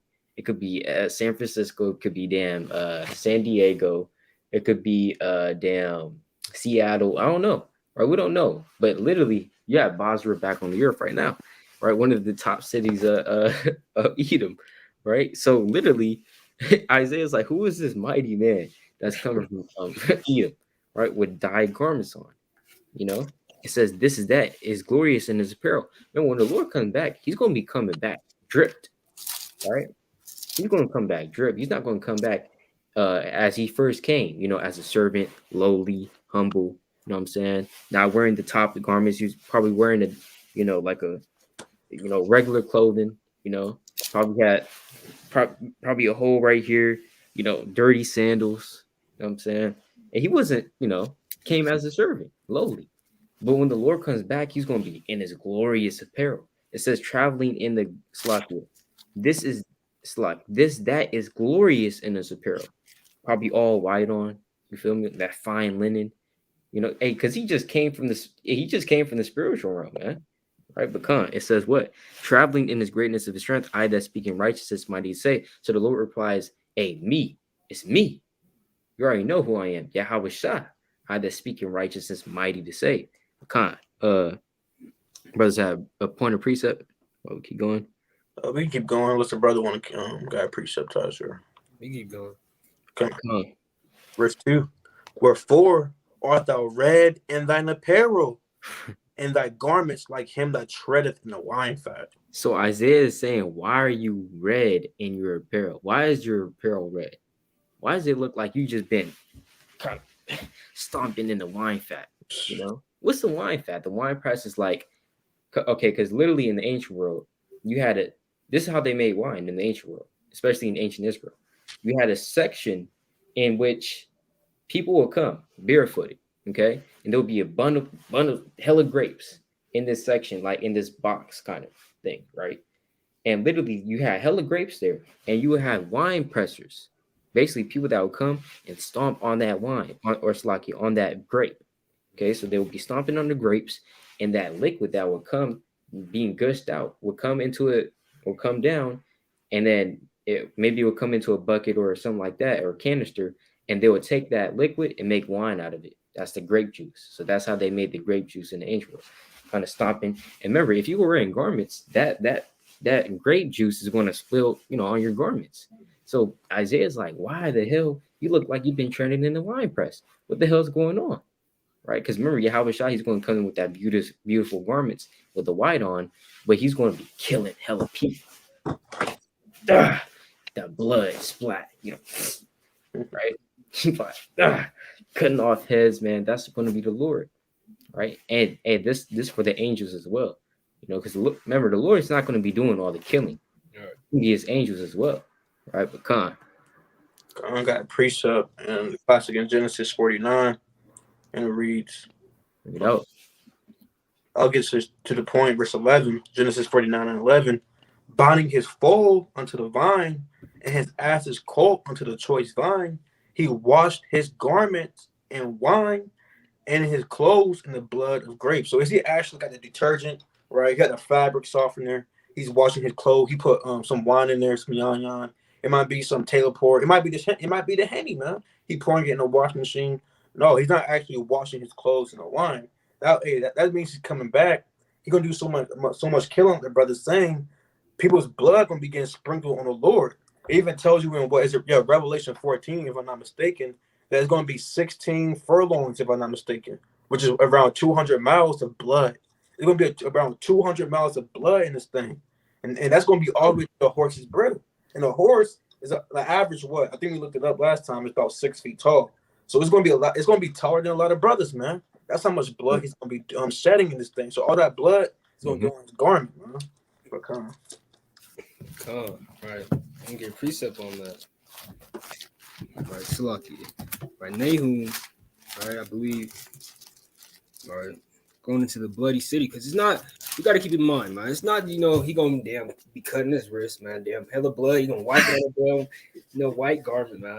It's not his own blood in this thing, man. He trying getting injured. His damn shield moved out the way. He got cut right here. No, it's not. It's not Yahawashi's blood, man. He's not gonna get touched, man. Damn Edomite, had Yahawashi kind of damn chopped off a half of his body, kind of crawling, damn stab Yahawashi in the damn leg, man. No, it's not going to be his blood in this thing, man. That's not going to ever happen, man. Right? You got to remember whose blood this is in this thing. No, it's the. Let me just get it right. Slucky. Nahum chapter 3. Most I willing. Come. Right, Nahum 3 in verse 1. Right. Woe to the bloody city. It is all full of lies and robbery. The prey departeth not, man. What does that mean? The prey departeth not.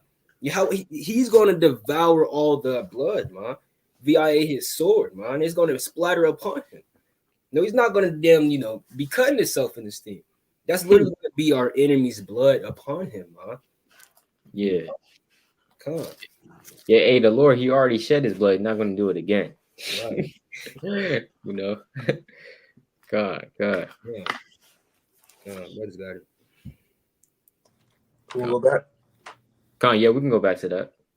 Isaiah chapter 63. So like just to recap, so we bring in out Isaiah chapter 63 because it links up with the prophecy read about in Revelation chapter 19 verse 11 on down, talking about Yahawashi's second coming. So it links up with each other, all right? Because remember, some of these prophets saw the same vision. They just described it in a different way. So So Isaiah 63 and verse 3. I have trodden the winepress alone. People, there was none with me, for I will tread them in mine anger and trample them in my fury, and their blood shall be sprinkled upon my garments, and I will stain all my raiment. It's a mighty ass verse, man. It's a mighty verse. But basically, hey, what is the Lord saying, man? He's saying, hey, I did it by myself. Why is the Lord saying that he did it by himself? It just shows you that it's just showing the Lord's superiority, right? Remember, the Lord, he can do it by himself. He doesn't need the multitude of angels with him, but he will have them with him, right? He doesn't need it, but he will have them with him. That's why how the Lord says, in the heavens, it's kind of how the Lord says in the Father, there is no God beside me. We know that Yahawashi is beside him, the other angels, the multitude of angels, but the Lord still says there's none beside me. You see that? Meaning that he's just showing his superiority, that nobody is on his level, right? So same thing with Yahawashi. I have tried to wine press alone. And of the people, there was none with me. There was nobody to contend with Yahawashi. Nobody on his level, right? Just like how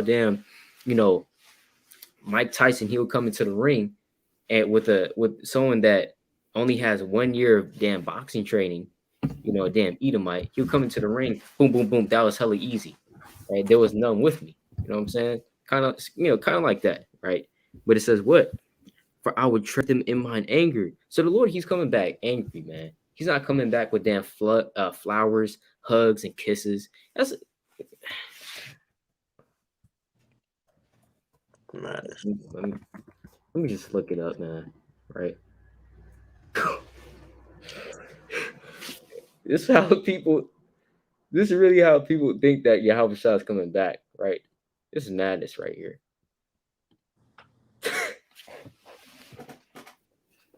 Man, this is bad. Look at this. This is madness. Look at that, man. They think the Lord is coming back like that.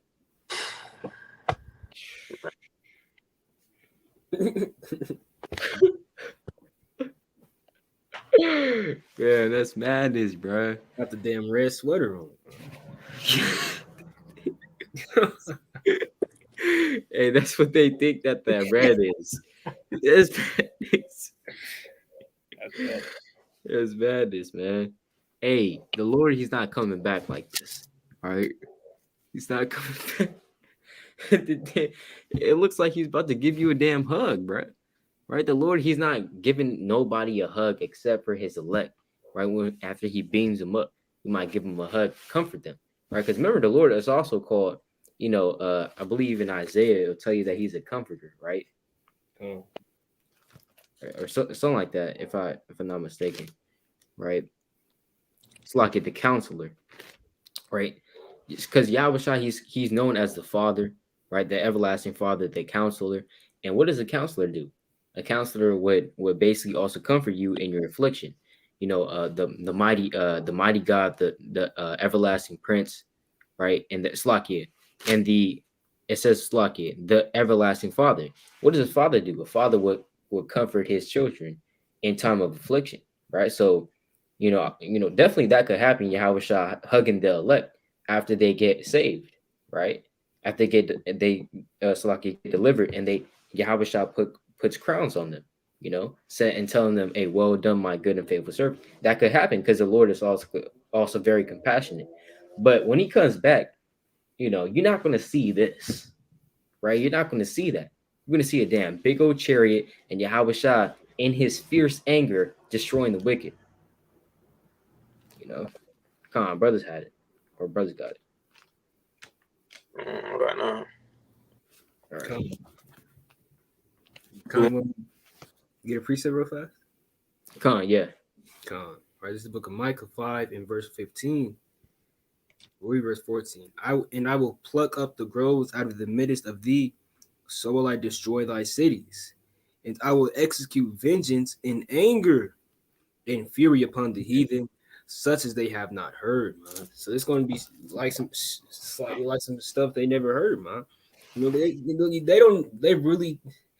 really think Yahawashi is coming like that, man. He's going to be angry, man. He's literally coming back in anger, man. Literally. You know what? That's why they don't want to deal with the so-called Old Testament, man. Because it's stuff like that. Right. It's plain. Come on. And can a brother bring out for me Bible Shah, Psalm 7 and 11? All right, let's get that precept real quick. Psalm 7 and 11. You want to get it, boy? If you're already there, you can bring it out.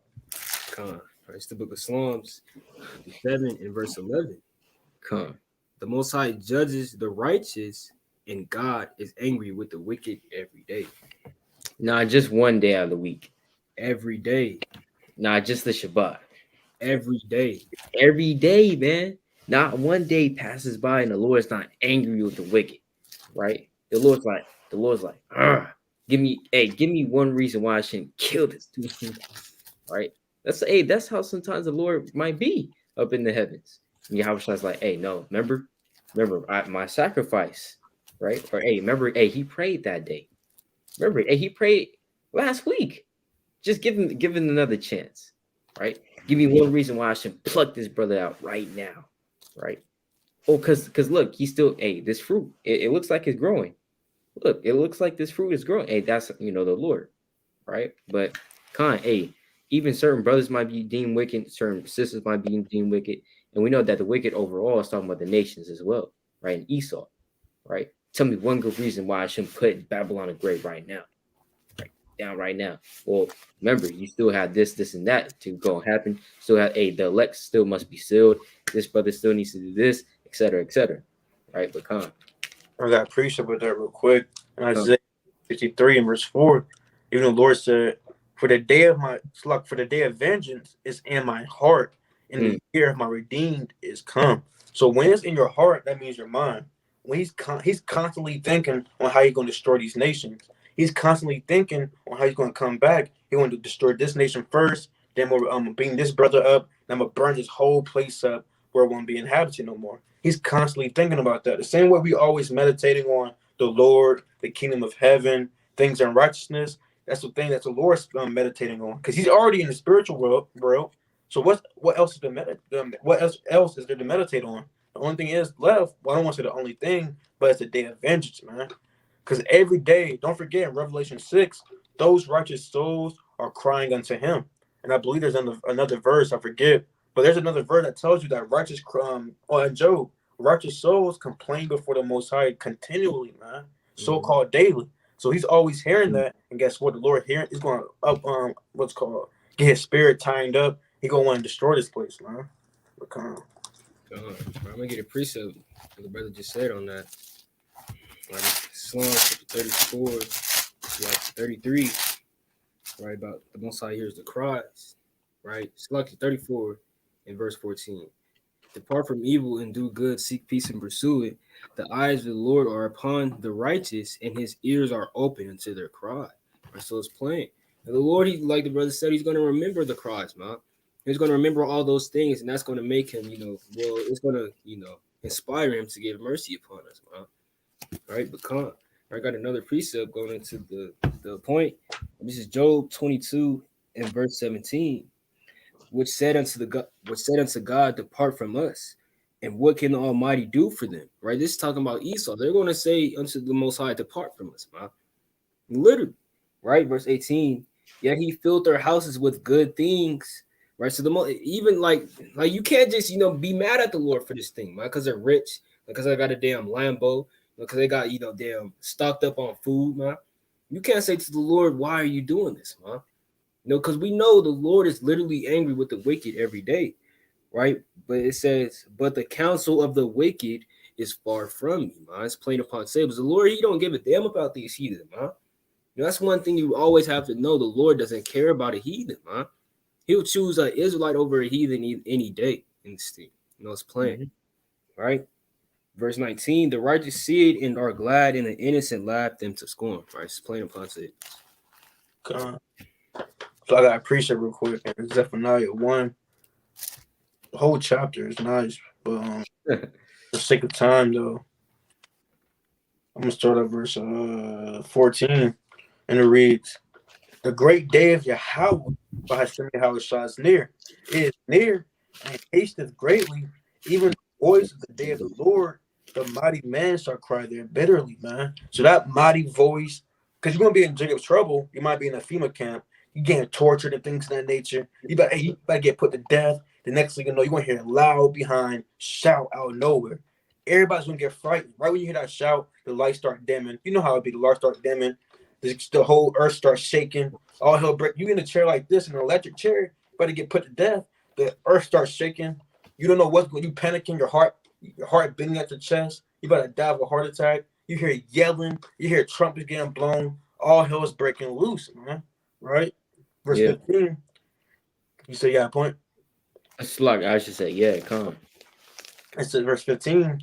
That day is a day of wrath, a day of trouble and distress, a day of wasteness and desolation, a day of darkness and a gloominess, a day of clouds and thick darkness. Now, brothers can correct me if I'm wrong, but I believe when Yahawashi got so-called put to death and things of that nature, well, he got put to death, it was darkness upon the land, right? So it's like a solar eclipse type thing.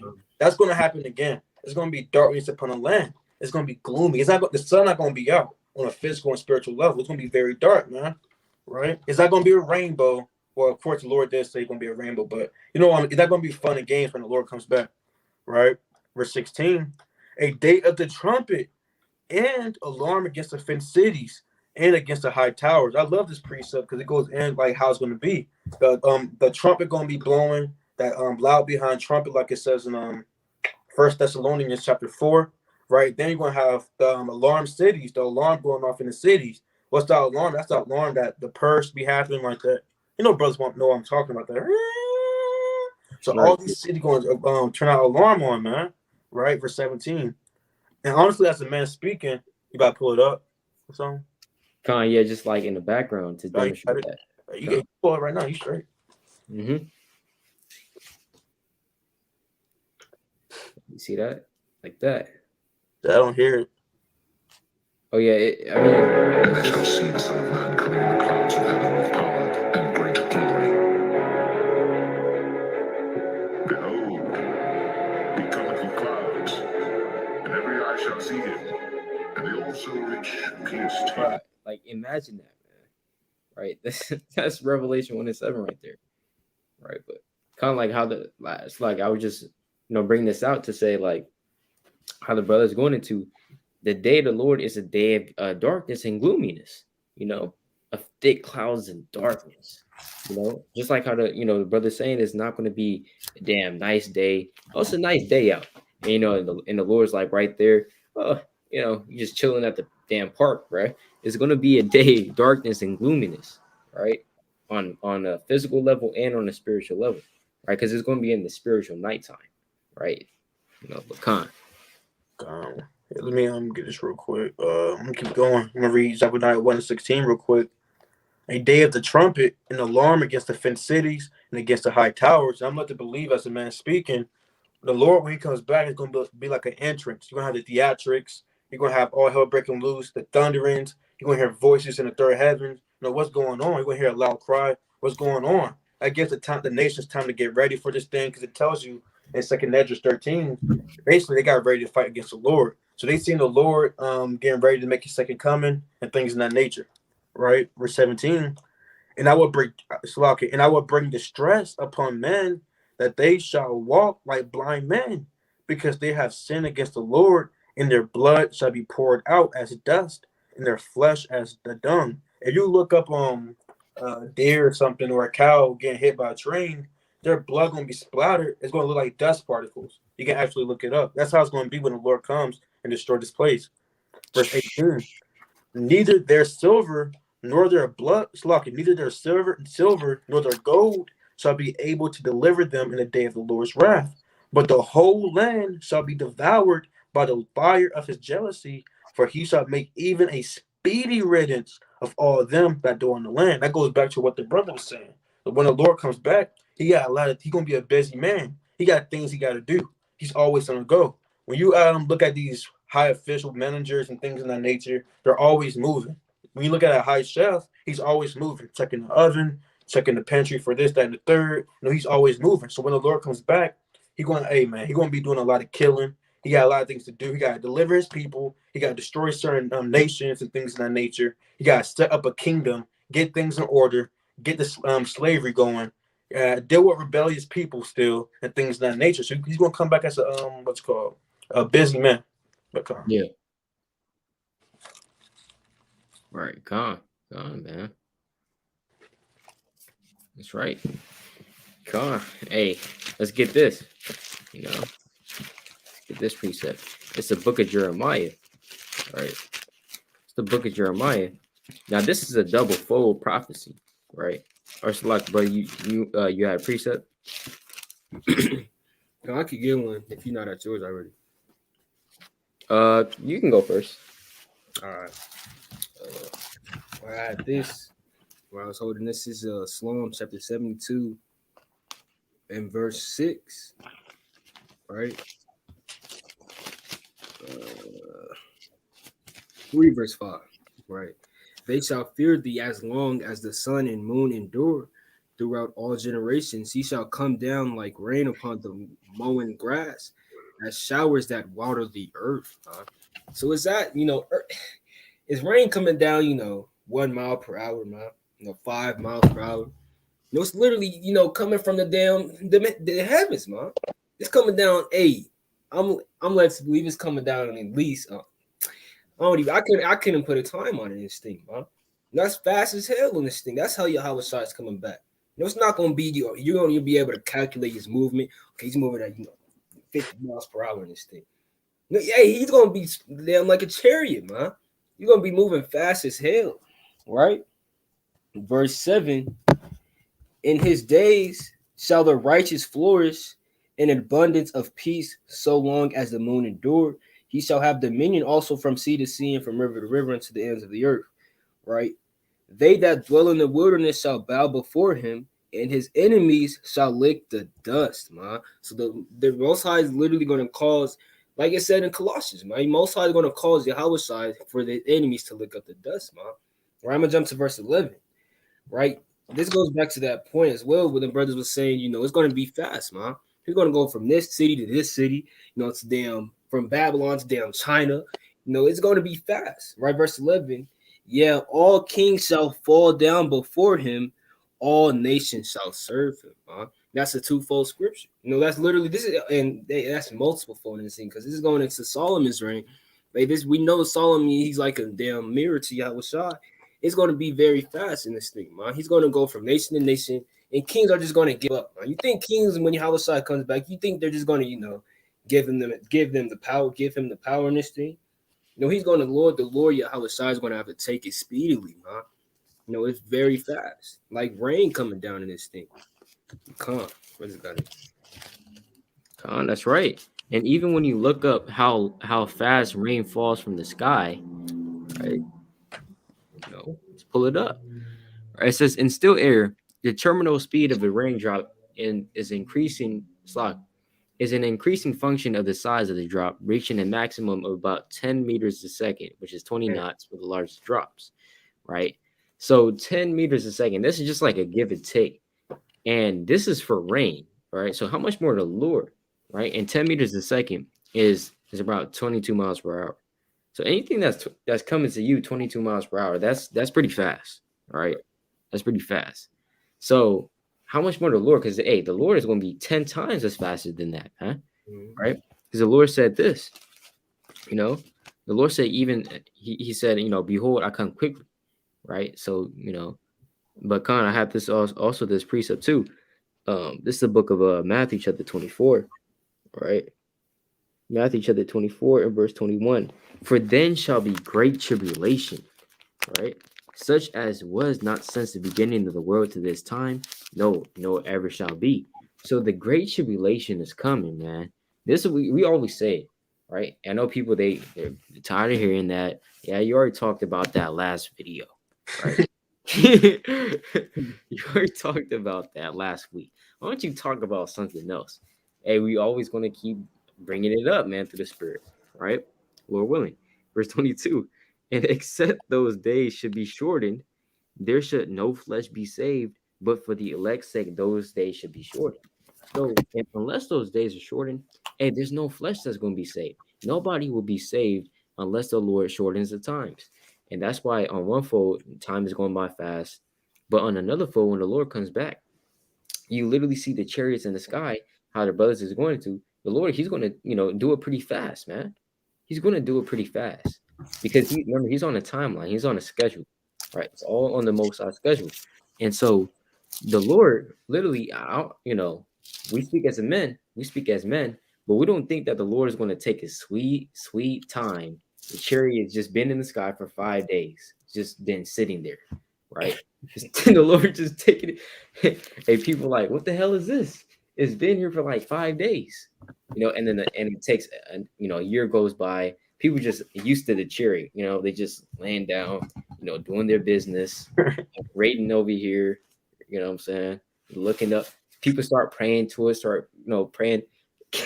Hey, the Lord's not going to take his sweet, sweet time, And then one brother, he gets delivered. It's one brother per year, right?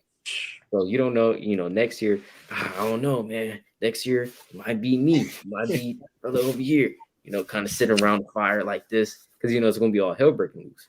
Kind of sitting around the fire. I don't know, man. Chariot up there. Hey, the Lord's not gonna take his sweet time. You're gonna be beaming his elect up. Because remember, it's like the brothers had point of precept, because I had one more. You go ahead, Ken. All right, Khan, can a brother bring out for me Wisdom of Solomon 4 and 10? All right, let's get that real quick. You get it, everybody? If already there, you got it. Khan. So the book of Wisdom of Solomon, chapter 4 and verse 10. He pleased God and was beloved of him, so that living among sinners, he was translated. Right, and who's that he? It's going into Enoch, right? When we read the book of Genesis chapter 5 and verse 24 on down. He was what? He was living among sinners. He was translated, right? Meaning taken up, right? Keep going. Yeah, speedily was he taken away. Nah, slowly. Speedily was he taken away. So he was speedily taken away, right? So just like how the elect, man, right? The elect, they're going to be speedily taken away. They're going to be here in 1 second.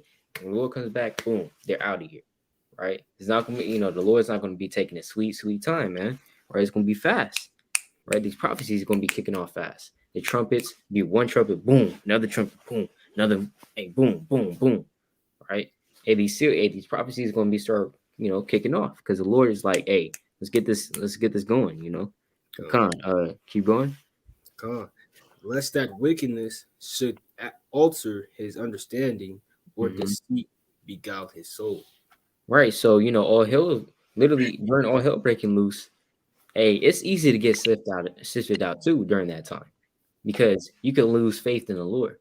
You can be like, because remember, the Lord said in Luke chapter 18, verse 7 on down, but when the Son of Man cometh, shall he find faith on the earth? Because there's not going to be a lot of faith on the earth during those days, right? And the Lord said in the book of 2 Ezra chapter 5, verse 1, that the land shall be barren of faith. So that's talking about now, and also during all hell breaking loose, because people are going to be like, they're going to lose their hope in the Most High. They're going to be like, there is no God. If there was a God, my mom would have died, right? If there was a God, then I, I'll that's be what hitting, people bro. Yeah. say. Exactly. That's what people say, right? If there's a God, then why is there so much suffering? How come all hell is breaking? Because you didn't read the scriptures, man, right? You didn't, so people, it's going to be like that, right? But so speedily, the elect, they need to get out of here, right? So that they can be saved. You gonna keep going with me? Get a precept. You got it. Bro's got it. Revelation, check the classic Revelation 18 and verse 10. Standing afar off for the fear of her torment, saying, Alas, alas, that great city Babylon, that mighty city, for in 1 hour is thy judgment come. So when the Lord comes back, he's gonna destroy the city quick, man. He's not playing around. He's not playing games from Michael the Archangel to destroy this place. When he comes back, and when you go into the hour, that means a dispensation of time. So it's going to happen quickly, man. The same way how these elect has to get beamed up quickly is the same way the Lord want to come back and destroy this place quickly. The Lord's not going to destroy beam up the elect quickly, but destroy this place slowly. No, the whole reason why the elect will get beamed up quickly is because he's going to destroy this place quickly. He's not playing around. He's not wasting time, and he's going to be on time. Again, he got things to do. Jake Wing's in a rush, but he got things to do. He's in a rush, man. Or I gotta get it out the way real quick. It's light work. But it's gonna be light. Hey, for real though, you can look at damn NBA. See LeBron. He got 4 seconds on the clock, man. He's gonna try to get it damn coast to coast in this thing. Gonna catch the rebound. It run as fast as and damn shoot the damn shot, man. That's speedily, man. That's Jake, like the brother said. Right, let me get this also, right? In Hebrews chapter 12, right? In verse 23, I believe.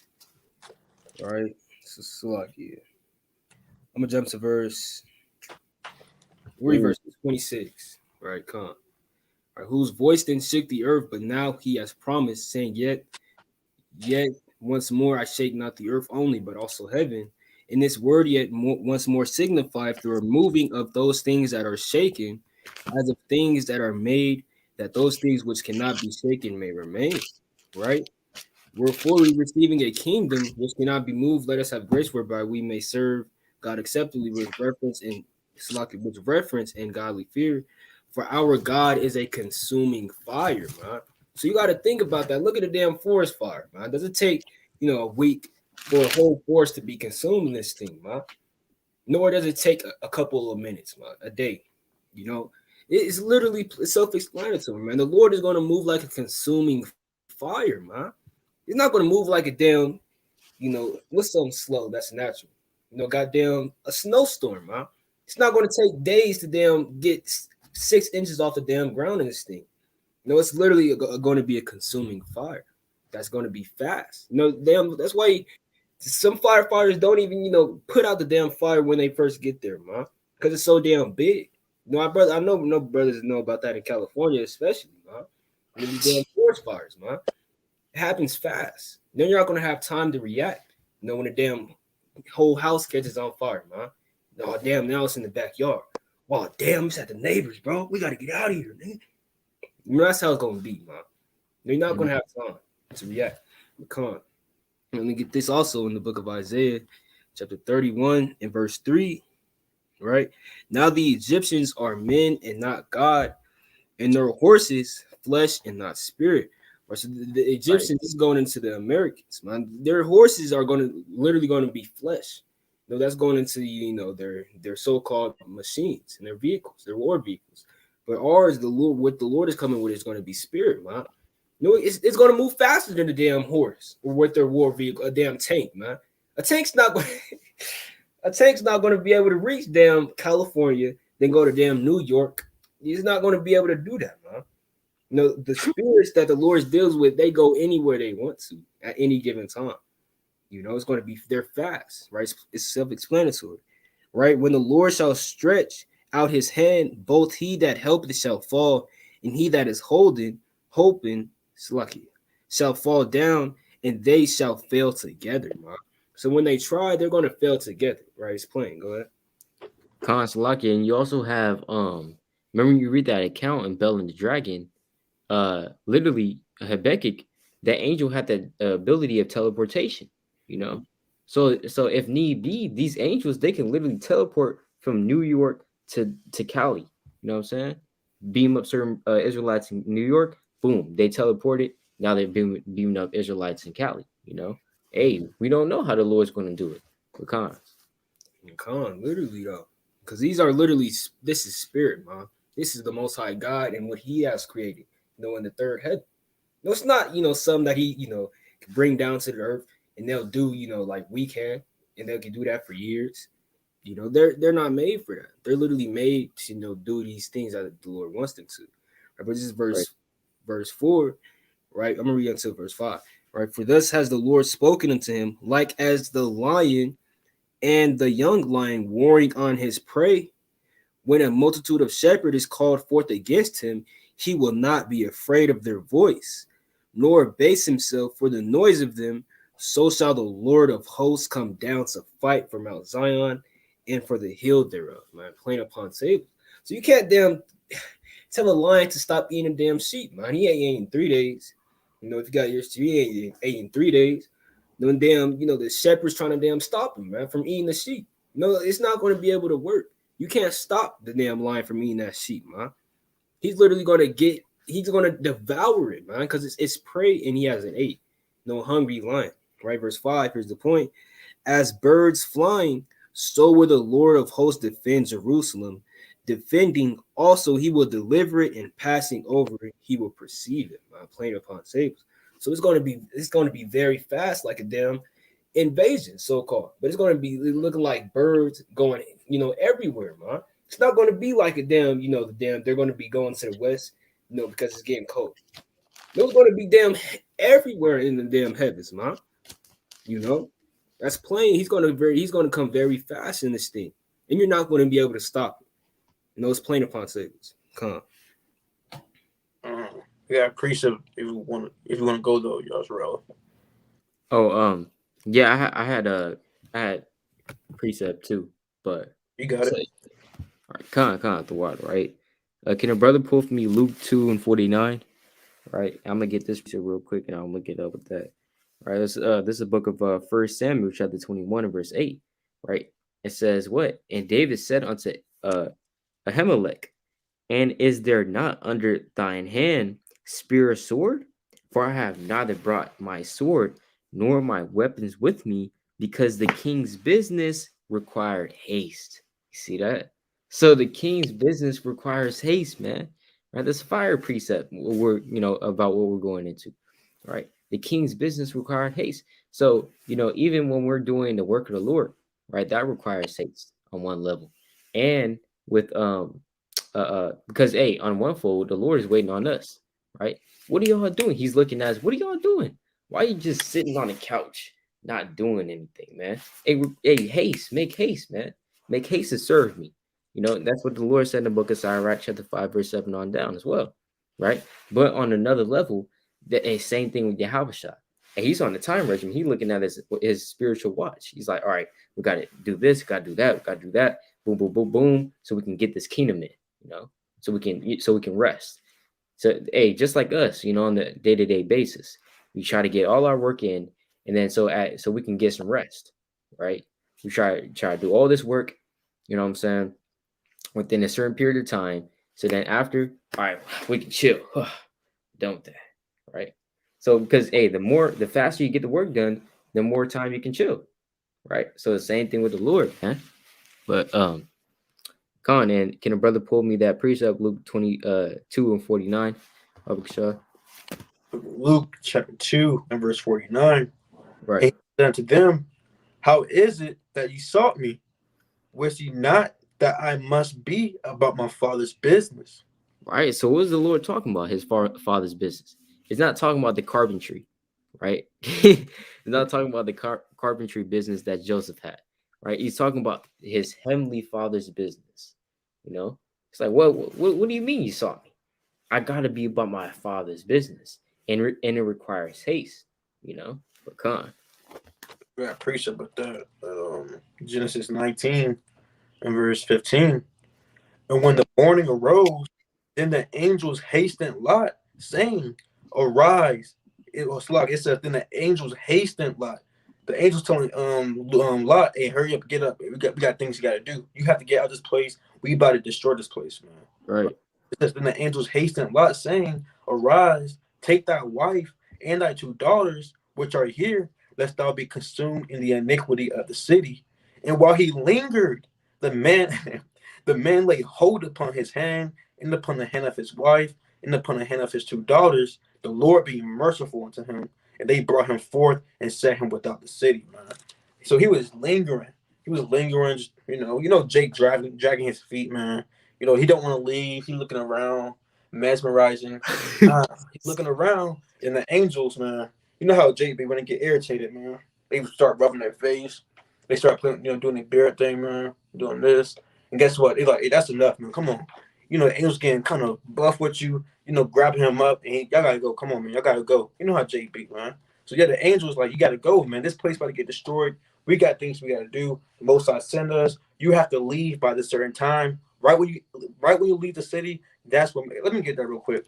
It said right when you leave the city, this place gonna get overthrown, man. We can't do nothing until you leave the city. Let me get this real quick. Genesis 19. Look at Genesis chapter 19 and verse let me see, 22, and it reads, Haste thee, escape thither, for I cannot do anything till thou become thither. Therefore the name of the city was called War. And that might happen to you in the wilderness. The Lord might tell you in the spirit, or the Lord can appear to you saying, go here. I'm not going to do anything until you get here. That's your safe place. That's where I'm going to take care of you. I can't do nothing for you until you get to this place. I won't deliver you until you get to this place. Right? Verse 23. The sun was risen upon the earth when Lot entered into Zoar. So right when Lot got out that city and entered into Zoar, let's see what happened. Then the Lord rained upon Sodom and upon Gomorrah brimstone and fire from the Lord out of heaven. So these angels wasn't playing. Right when Lot stepped foot out one city into the other, brimstone was flying. The sun was as noonday, physical and spiritually. All hell was breaking loose, man. So we gotta do these. The Lord's coming in haste. Right, I want to get this one precept too in Isaiah 19. Right, Isaiah chapter 19 and verse 1. And it reads, the burden of Egypt. Is this talking about the other Egypt? Talking about this Egypt. Babylon's referred to as Egypt. And it reads, behold, the Lord rideth upon a swift cloud. Is that cloud an actual cloud, a rain cloud that's coming in and things of that nature? No, that cloud is a chariot, a so-called UFO. He's coming upon a swift chariot, man. Right? And shall come into Egypt, and the idols of Egypt shall be moved to his presence, and the heart of Egypt shall melt in the midst of it. So he's going to pull up on them quick, man. He's going to roll up on them, right? When they least expect it, on a swift cloud. It might be teleporting. It might, I'll be seeing videos. The chariots go like this, go like, out of nowhere, just go, and it teleports to a different place, man. Right? That's how the Lord going to come back. After he get done destroying this place, Babylon, he going to disappear and appear in what? In that battle of Megiddo, man. Right? And we're all hell breaking loose. But So lucky I had a quick precept. Right. Right. This is Second Ezra chapter 14 verse 15. Right. I'm sorry, verse 14. Right. It says, let go from thee mortal thoughts and cast away the burdens of man. Put off now the weak nature. So we have to cast these mortal thoughts off of us. Verse 15. And set aside the thoughts that are most heavy unto thee, and haste thee to flee from these times. You see that? So the Lord said, haste thee to flee from these times, man. Right? Get the hell out of Babylon the Great spiritually. Right? Why the hell are you still thinking about celebrating Christmas? Why the hell are you thinking about still celebrating Thanksgiving? Why the hell are you thinking about going to the damn football game on Friday night? Why are you thinking about that? You have to haste thee to flee from these times, right? From this present evil world, right? That wherein there is no profit, man, right? So the Lord said, what? And haste thee to flee from these times. For yet greater evils than those which thou hast seen happen shall be done hereafter. And really, in the original context, the Lord is talking to Ezra, right? But hey, the Lord is also speaking to us too. And you think you've seen the top evil upon the earth? Hey, wait till later. You know, you're gonna see even more evils upon the earth. Because remember, iniquity is increasing and evil is being multiplied in the earth. Right? Remember, that number is going to keep being multiplied until Yahawashi comes back. It's not going to stop, right? It's not going to reach a certain level of wickedness and it's just going to stop there forever, right? And then the Lord comes back. Nah, it's going to keep increasing and increasing and increasing until the Lord sets things in order, right? So you might see damn pedophiles being accepted in the society, you know? You might see a damn 50-year-old with a 12-year-old, you know? And you can't say anything about it. Now it's the LGBTQ and then the P at the end, right? They got the letter in. It's the P, you know. And your kids in school, they have to learn that. They have to memorize that. That's the second ABC. They got the ABCs, then they had the LGBTQ elemental P ABC, right? So they have to, you know, they have a song and everything, you know. Hey, hey, greater evils are coming, man. Right. So calm, but yeah, the point is haste thee to flee from these times, you know. Like we can't just like we can't be like Lot that's just taking this sweet time, right? To leave the world. We have to leave the world, forsake the world, and run onto Yahawashi, right? So Our precept on that, right? Right, Salaki. Right, this is the book of Isaiah, chapter 8, and we'll read verse 15. Right, and many among them shall stumble and fall and be broken, and snared and be taken. Bind up the testimony and seal the law among my disciples. And I will wait upon the Lord that hideth his face from the house of Jacob, and I will look for him. So as men of knowledge, man, if we see wickedness and we see things, you know, reaching a type of climax, man, we gotta wait for the Most High, man. We gotta wait for him and what he has for us, man. We gotta know also, man. We can't just, you know, just sit there, you know, literally wait for an angel to come to you. But like, you have to know, man. And also knowing that also means waiting upon the Most High God, because you've been reading, man. You understand what He wants you to do when you know things are reaching a certain climax. And what's our job right now? We literally have to wait. You know, push our faith and make it wax stronger. This thing, you know, it's plain, right? But I got a precept, right? What the brother Ahbayah was going into, right? This is the book of Isaiah. Well, let's just get this in Nahum, right? Going on to what the brother was talking about, right? Nahum chapter 2 and verse 4, right? Right, right, and it reads, the chariots shall rage in the streets, they shall jostle one against another in the broad ways, they shall seem like torches, they shall run like the lightnings, man. So is that slow? You know, the chariots, you know, going to be stuck in the damn sky like the brother was going into, man. You know, or is it going to be like lightning? You know, hey, when I was like, you know, 10 or 11, you know, when I used to see lightning, I used to damn wait for it, man. You know, I used to have to damn, you know, turn around. Oh, my brother would say, oh, I seen it. You damn turn around and try to find it again, man. But you're not going to be able to see it, man. You're going to have to wait another, you know, pair. You know, it doesn't matter, man. The Lord will tell you the next time you have to see it. You know, you're going to damn probably see it in 2 more minutes. You know, when a damn rainstorm going on. Hey, that's how these chariots are going to be, man. Literally. And that's how they are now. But hey, they're going to be on a high rate in the time of Yahawashi is coming, man. You're going to damn see, you know, shoot past the damn sky. What the hell is that? I'm trying to look. You might see it again, but you might not. You know, that's just a chariot. You know, it's going to be like lightnings. Let me get a precept on that, actually. Right? Right? This is the book of Isaiah 29 and verse 4. Right? Slakia. Read verse 5. Right? Moreover, the multitude of thy strangers shall be like small dust, and the multitude of the terrible ones shall be as chaff that passes away.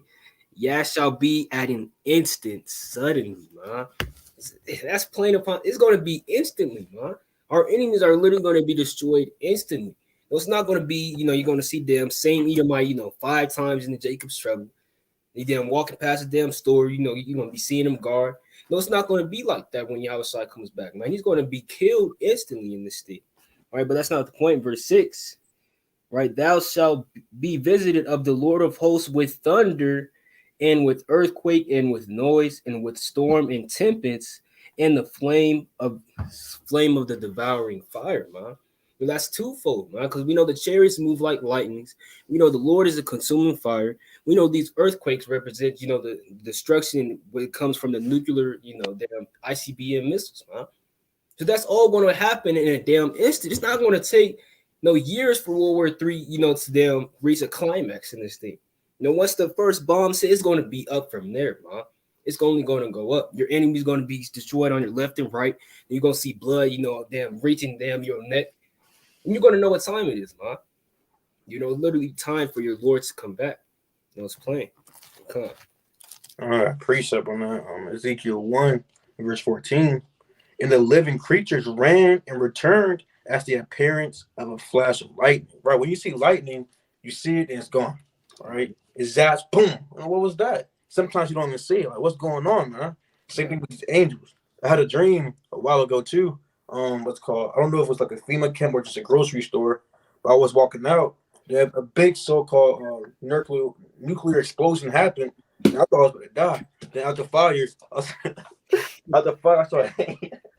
it was an angel, but I never seen something run so fast. I told Yasharala this before. I never seen an angel run so fast. And I just woke up, man. He was running towards me. I never, like, that was crazy, man. They run fast, man. I'm like, dang. But all praise to the Most High, you know? But kind of. Yeah. Right, they shall run like as sparks among the stubble. You know? Con. I had this precept about Yahawashi coming as well. All right, you just bring out some fire precepts about Yahawashi second coming. You know, con.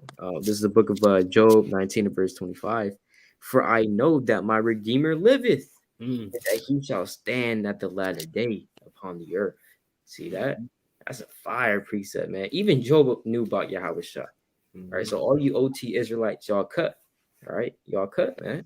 Even the boy, or it's like not the boy, even the king Job, man. Right, the Israelite Job, he knew about Yahawashi. He said, "I know that my Redeemer liveth. I know that he's going to stand upon the earth, right, in the latter day, meaning in the end times." That's how you know it's talking about Yahawashi, right? But come. All right, look at this. So I believe it's right, Isaiah chapter 28, verse 24. Right, doeth the plowman plow all day to sow? Doeth he open and break the clouds of his ground?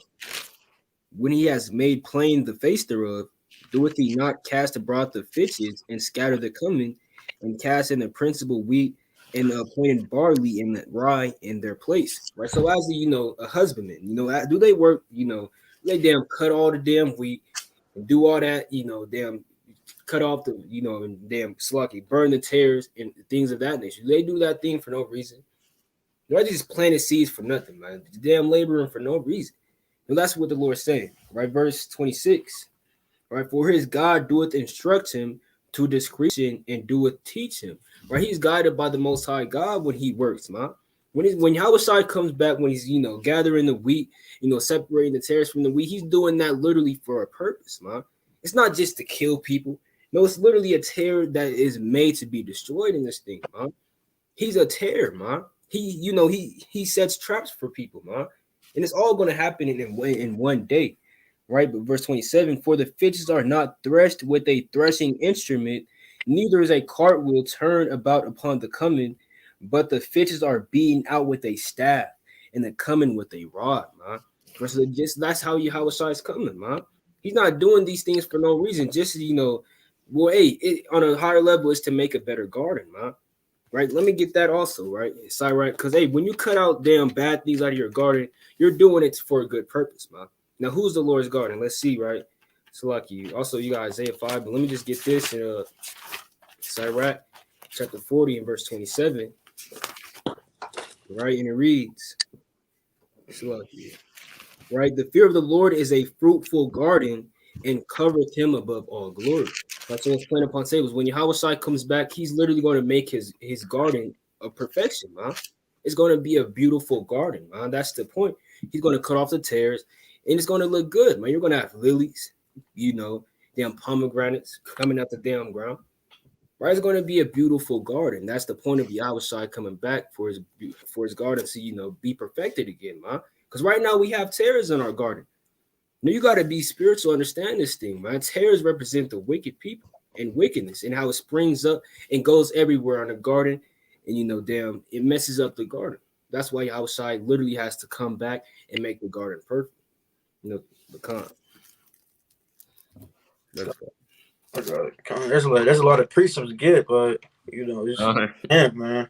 But I'll get this one. I'm about to sacrifice one precept to get this one. But this book of Revelation, chapter 6, and verse 12, and it reads, "And I beheld when he had opened the sixth seal, and lo, there was a great earthquake." So the Lord about to make his second coming. A great earthquake happening. Like it says, I believe in Isaiah, that the earth going to be walking to and fro like a drunkard, man, when the Lord comes back.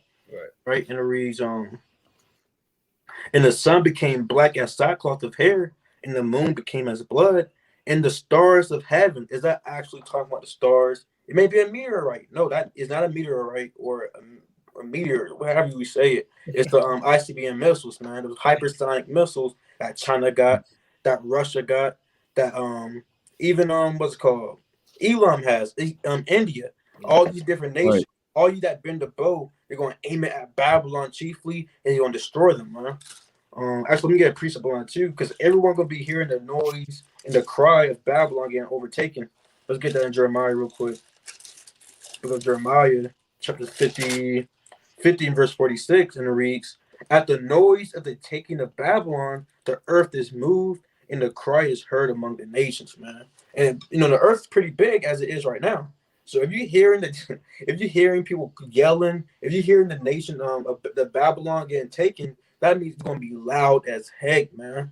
The people in Russia, the people in Turkey, they're gonna be hearing Babylon getting taken. They're gonna see the smoke going up. That's how bad the destruction is gonna be, right?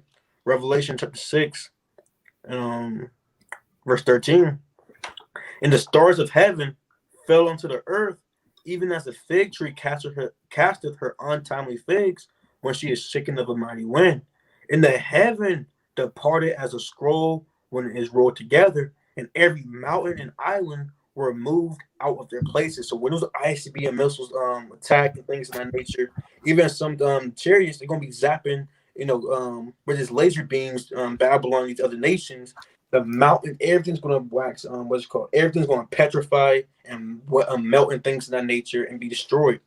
Verse 15, and it reads, "And the kings of the earth, and the great men, and the rich men, and the chief captains, and the mighty men, and every bondman and every free man hid themselves in the dens and in the rocks of the mountains." So why is everybody hiding in the rock of the mountains? Why is everybody hiding in those doomsday bunkers? Because they know what time it is. These rich elites, these people who's rich, they have a lot of money, even these Confederates, a lot of people know what's going on. They have doomsday bunkers in their basement probably. They might have it in their backyard. But these rich elites, they go to a certain place where no one knows about. They have luxurious doomsday bunkers because they know what's about to happen, right? But this is the point, verse 16. "And said to the mountains and rocks, fall on us and hide us from the face of him that sitteth on the throne and from the wrath of the Lamb. For the great day of his wrath is come, and who shall be able to stand," man? So they rather get squished by the rocks. They rather die by getting squished by the rocks than to see the Lord. Imagine that. They rather die than just to see the Lord, man. Because the Lord, when he comes back, he's going to be angry. When they actually see the Lord's face, he's not smiling. He's not happy. He get the beard on, all hell breaking loose when he comes back. A lot of people don't understand that it's a wrap for them, man. Okay. Right, man. It's gonna be scary. All right, you don't want to see Yahawashi in his wrath, right? You want to see him, when he's saying, "Well done, my good and faithful servant," right? You don't want to see the Lord angry there, right? Did not the Lord say he's gonna he's gonna roar against his enemies? That's Isaiah 42, 13 on down, I believe, right? 42 and 13 or 12 on down, I believe, right?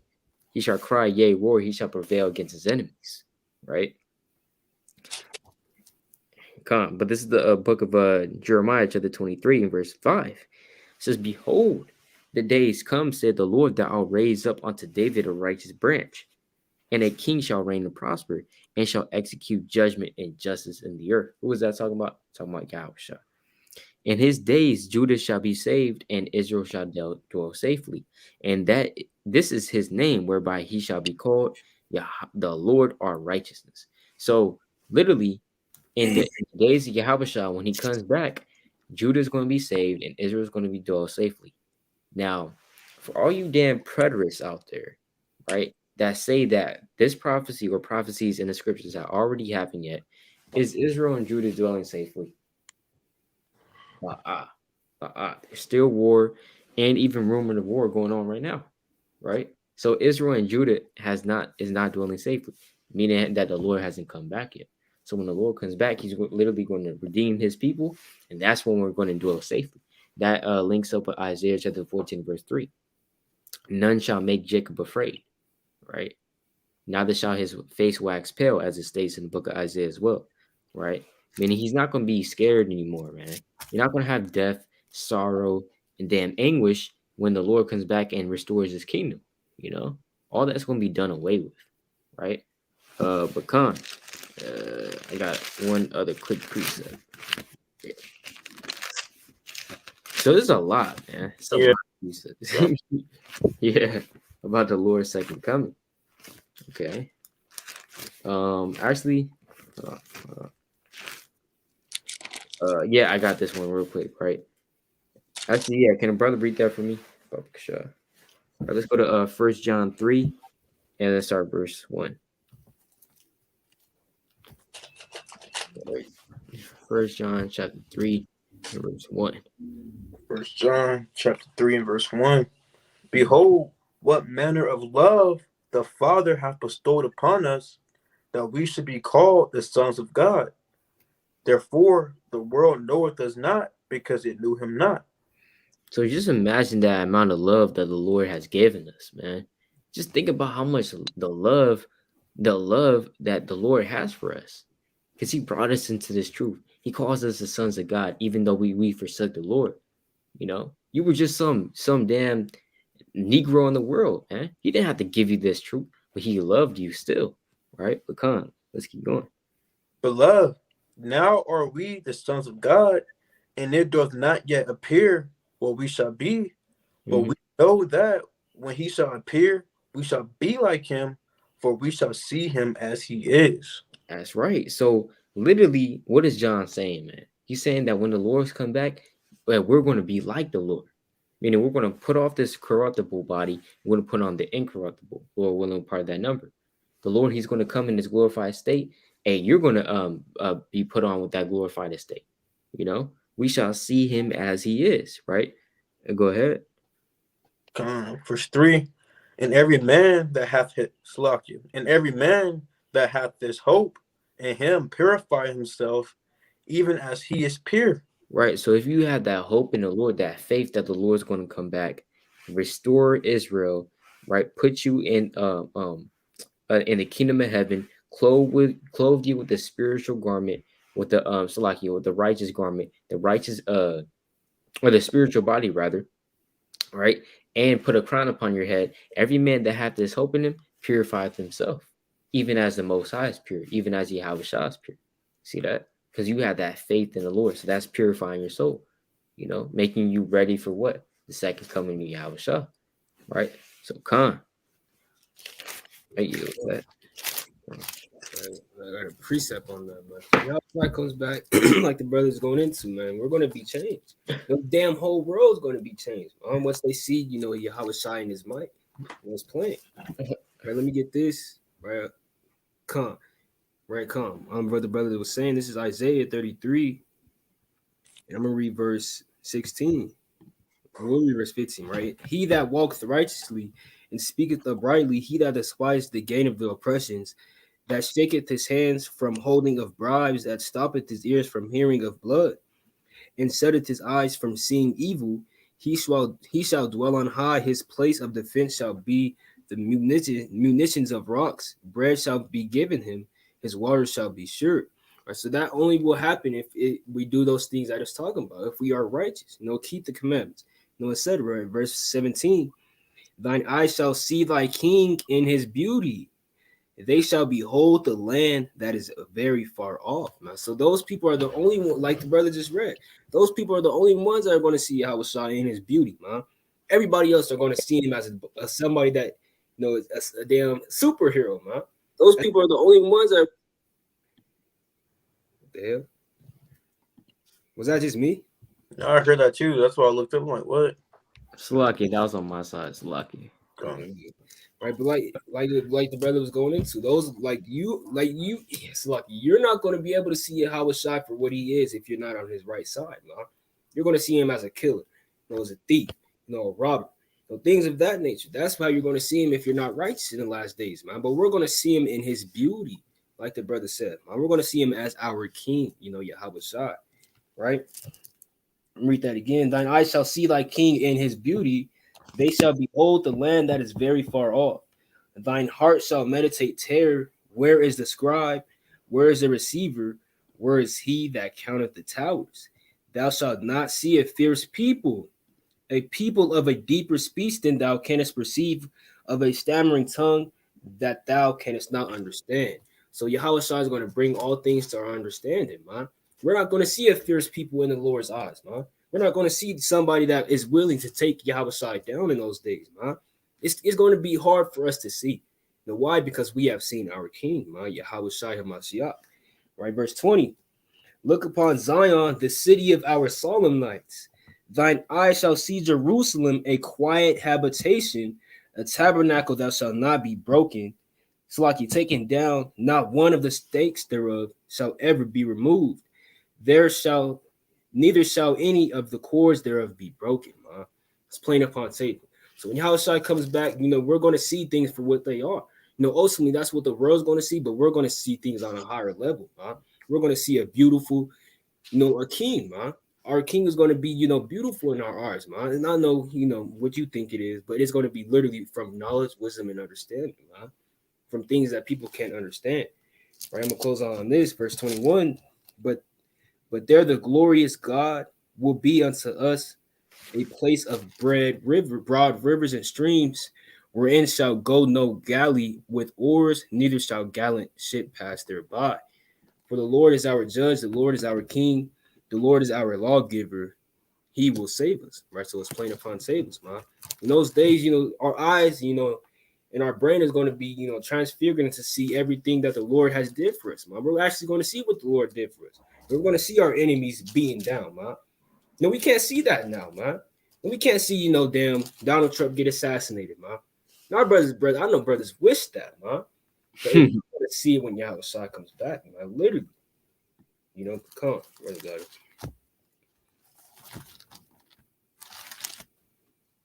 We still going? Brothers have precepts, yeah. But we can start closing out if brothers, don't have precepts. We got precepts. I'm just asking you. That's up to you, King. Yeah, we can bring out another one other precept by Yahawashi second coming. This is the Song of Solomon, chapter 2 and verse 8. The voice of my beloved, behold, cometh leaping upon the mountains, skipping upon the hills. Now, who's that beloved? That's the Lord making his second coming. It's the Lord coming back skipping. He got lollipops, hopscotch. He just skipping when he comes back. No, he's skipping what it means. He's skipping from this place, destroying Babylon. Next thing you know, he skips to what? To China. He destroys China. Next thing you know, he skips to what? He skips to the Battle of Megiddo. He's destroying the people in World War III. All hell breaking loose, man. Like it says in Revelation 6 and verse 2, he's going forth to conquer and conquering and to conquer, right? We'll keep going. Verse 9, my beloved is like a roe or a young hart. And what is a hart? A deer. When you see a deer, when it runs, deers be hopping up high. They be moving fast, man. They're not slow. Deer are not slow, man. Right? And it reads, behold, he standeth behind our wall. He looketh forth at the windows, showing himself through the lattice, man. So you're gonna see him in the firmament. You're gonna see him sitting on his throne. Next thing you know, he's gonna be in his chariot. He's gonna come and destroy this place. Right? Verse 10. My beloved spake and said unto me, rise up, my love, my fair one, and come away. Because when the Lord comes back, you're gonna get beamed up. Come up hither. Like our forefathers, they got beamed up. Like we just read about Enoch, he got translated, man. And that represents the elect. When you read about Revelation chapter 4 and verse 2, guess what? They got even John, he got beamed up, John the Revelator, right? I'm gonna get a precept real quick. Isaiah 26. The precept on what's getting beamed up. Because the elect, if you keep the commandments, you believe in your house, you're not going to get destroyed. Right? You're gonna live forever and ever. But this book of Isaiah, chapter 26, and verse 20, and it reads, come, my people, enter thou into thy chambers, and shut thy doors about thee. So what's those chambers? Those chariots beaming you up. Those are the chambers that are going to protect you from the missiles, from the fire, from the destruction of the Lord that he's going to cause when he returns. Right? And it reads, hide thyself as it were for a little moment until the indignation be overpassed. For behold, Yahweh cometh out of his place to punish the inhabitants of the earth for their iniquity. The earth also shall disclose her blood and shall no more cover her slain, man. So when the Lord comes back, it's going to be a just balance. He's going to come back to deliver his people and to take down some kingdoms, man. So he's doing a lot of things when he come back. He's going to deliver you, beam you up into the so-called UFO, the chariot. You're going to be safe. You're going to be safe and sound. You're going to be looking from the firmament on the destruction of Babylon. On the flip side, guess what? The people who didn't want to repent, who didn't want to listen to the Lord in these last days, keep the commandments, they're going to be in that fire, weeping and gnashing of teeth, man. But come.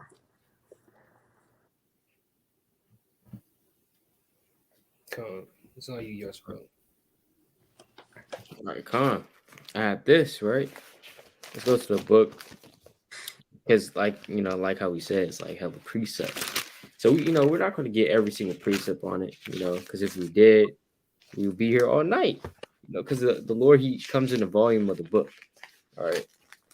It is written of me. Let's go to Jeremiah chapter 4 real quick. This is a twofold prophecy. It's like Jeremiah. Salakia here. It's Jeremiah chapter, I'm going to see if it's 3 or 4. Oh, yeah, come. It's the book of Jeremiah chapter 4, verse 7. The lion is come up from his thicket, and the destroyer of the Gentiles is on his way. He is gone forth from this place to make thy land desolate, and thy cities shall be laid waste without inhabitant. Right? So that's really going into Nebuchadnezzar II, right? But on a spiritual level, this is going into Yahawashi as well. He's that lion, right? That's Revelation 5 and 5. Let's get that precept real quick, right? Remember, Yahawashi, he's coming back like a lion. He's not coming back as a sheep, all docile.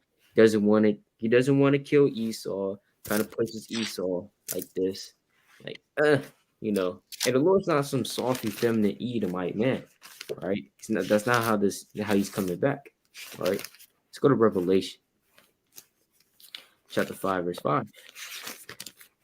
It says, what? And one of the elders saith unto me, weep not. It's lucky. Weep not. Behold, the lion of the tribe of Judah, the root of David, have prevailed to open the book and to loose the 7 seals thereof. So Yahawashi is that lion of the tribe of Judah. Okay, and a lion is a predator. Okay, he roars. You feel me? Right? Let's go to Isaiah chapter 42. He roars. He doesn't turn back from any, as the Lord states.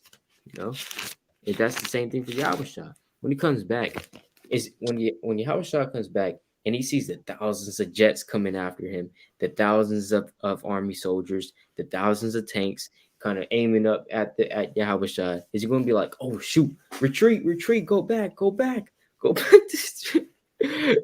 He's telling Michael, the archangel, no, go back, man. We losing, right? We'll come back some other day. And then the Lord, he leaves, and then he's plotting to come back next year, right? You got the second coming Yahawashi, but you also have the third coming of Yahawashi, right? It might be a fourth coming. If he does hit that one doesn't work, it might be a fourth coming. Hey, no, it's only 1, 2. That's it, man. right? That's it. Second one, boom, and then the work is finished. All right. So hey, that's madness. Right, it's Isaiah chapter 42, verse 13. The Lord shall go forth as a mighty man. He shall stir up jealousy like a man of war. He shall cry, yea, roar. He shall prevail against his enemies. Right? I have long time holding like it. I have long time holding my peace. I have been still and refrained myself. Now will I cry like a travailing woman. I will destroy and devour at once. Bah, shimmer my shot, shimmer my shot. So that's how the Lord is coming, man. He's going to cry and roar against his enemies. That's a lion, right? As a lion. So, and this is also Revelation 22. Okay, Revelation 22 and verse lucky now. I'm gonna get this. I'm gonna get this actually. Revelation, the classic 1-7. Behold, he coming through clouds, meaning he's coming with chariots, and every eye shall see him. So everybody's going to see Yahawashi, and they also which pierced him. So that shows you that that's regeneration in the scriptures. People that pierced Yahawashi 2,000 years ago, they're going to see him, and they're going to suffer his wrath, right? So that means that the Lord has kept a grudge for over 2,000 years. See that? So that's how he shows you that he hates these heathen, man. Right. The Lord is all long suffering to all people, kind of giving hugs to the Edomites. Come in here, Moab. Right? Come in here, you freaking dog eating. No, but hey, hey, the Lord's not giving a damn about the Moabites, right? No, he doesn't care about them, right? But it says what? He will keep a 2,000-year-old grudge, right? It says, and they also which pierced him, and all kinsheds of the earth shall wail because of him, even so, amen. And that word kinsheds is really going into the 12 tribes. So really the Israelites, they're going to be the ones that's bewailing Yahawashi, right? And crying after him because, of course, that's who the Lord is going to come back to save, but also to judge. And also you have 2 Ezra 13 as well, but come. I made a precept on that because, like, you can't ignore a lion, man. Like the brother's going into, like, you can't ignore a lion, man. You know, when it's coming down, you sound like a lion. You know, just look on a spiritual level. Like, you're not going to be able to ignore Yahawashi in this thing, man. Just like a lion, you see him damn taking down a sheep, you know, eating it, you know, taking off the damn leg, you know, moving his head, wiggling the damn leg off. You can't ignore it, man. You can't just, what the hell? No, I ain't worried about that. No, you literally you have no choice but to see the devouring, you know, lion devour the sheep in this thing, man. No, that's how let me just get this, right? This is how the nations are going to be when they see that roaring lion, right? This is Isaiah, right? Chapter 33 and verse 7, verse 10. It's lucky. Now will I rise, says the Lord. Now will I be exalted. Now will I lift up myself. Ye shall conceive chaff. Ye shall bring forth stubble. Your breath as fire shall devour you. And the people shall be as the burnings of lime, as thorns cut up, shall they be burnt in the fire. Right? It's plain upon tables. They're going to be burnt up, man, when Yahawashi comes back. And you can't just, you know, hide from them. Like it said, the Lord said, like breath is going to be like fire, man. So it's going to be everywhere, man. The fire is going to devour them, you know, from left to right, you know, from damn top to bottom, man. You know, from down the middle, you know, from the down under the ground, you know, from the down from the heavens in this thing. It's going to be everywhere. You can't escape a lion when it's chasing you. You can't escape it, man. What you look like running from a damn lion, man? You're not. It's foolish. Now, let me get this also, right? Going off that in the book of Micah. Come on. Right, Micah chapter 5 and verse 7, going off what the brother's saying. Right, and the remnant of Jacob shall be in the midst of many people, as a dew from the Lord, as the showers upon the grass, that tarrieth not for man, nor waiteth for the sons of men. Right, so it's going to be fast. Once again, going to that point. And the remnant of Jacob shall be among the Gentiles in the midst of many people, as a lion among the beasts of the forest, as a young lion among the flocks of sheep, who if he go through, both treadeth down and teareth it in pieces, and none can deliver, man. Playing up the table. So it's like a lion, like this literally how Yahawashi is coming back, man. This is how the angels are going to be. You know, this is how, you know, the elect, when they get their bodies. This is how they're going to be. This is how we, when Yahawashi Ba'ashem Yahawashi comes down and saves his people, it's going to be like a damn lion, man. You can't escape. You literally cannot escape a lion. Nothing can deliver. You can't shoot it. It might, damn, it's going to shake it off, man. One damn shooter with a damn tranquilizer, but it's still at the end of the day, it's going to, devour his prey, man. No, literally. No, it's plain. You can, bro, I know brothers watch lion videos, man. When you see the damn lion, man, they move in packs, it's plain fun safe, man. You can't escape a lion in this thing. Come on. Brothers got it. Khan, that's right, man. That's right. So, Khan, yeah, we can bring our closing precepts now. I'll praise him most high.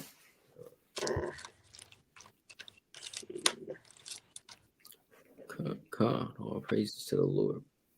Whoever got theirs first, I'm gonna try to find mine, man. All right. I'll go first, man. Khan. 2 Peter chapter. So 1 Peter chapter 4, verse 7, and it reads, "But the end of all things is at hand. Be ye therefore sober and watch unto prayer." So the end of all things is at hand.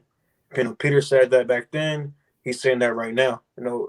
Hey man, the end of all things is at hand, man. The Lord's about to come. He's about to do judgment on the earth. If you in the ark, guess what? You're gonna be saved. If you keep the commandments, to believe in the name of the Lord, you sincere, you actually trying. Guess what? You're gonna fare well. All praise to the Most High. But if you being lukewarm, man, you don't really care. You're not taking this thing serious, man. The Lord's gonna be done away with you. You're just gonna be like a tear getting burnt up. Then the Lord said He's gonna tell His reapers when the wheat and the tear grows, He's going to send forth the reapers to what's called burn them with fire, the tares with fire, and put the wheat in the barn.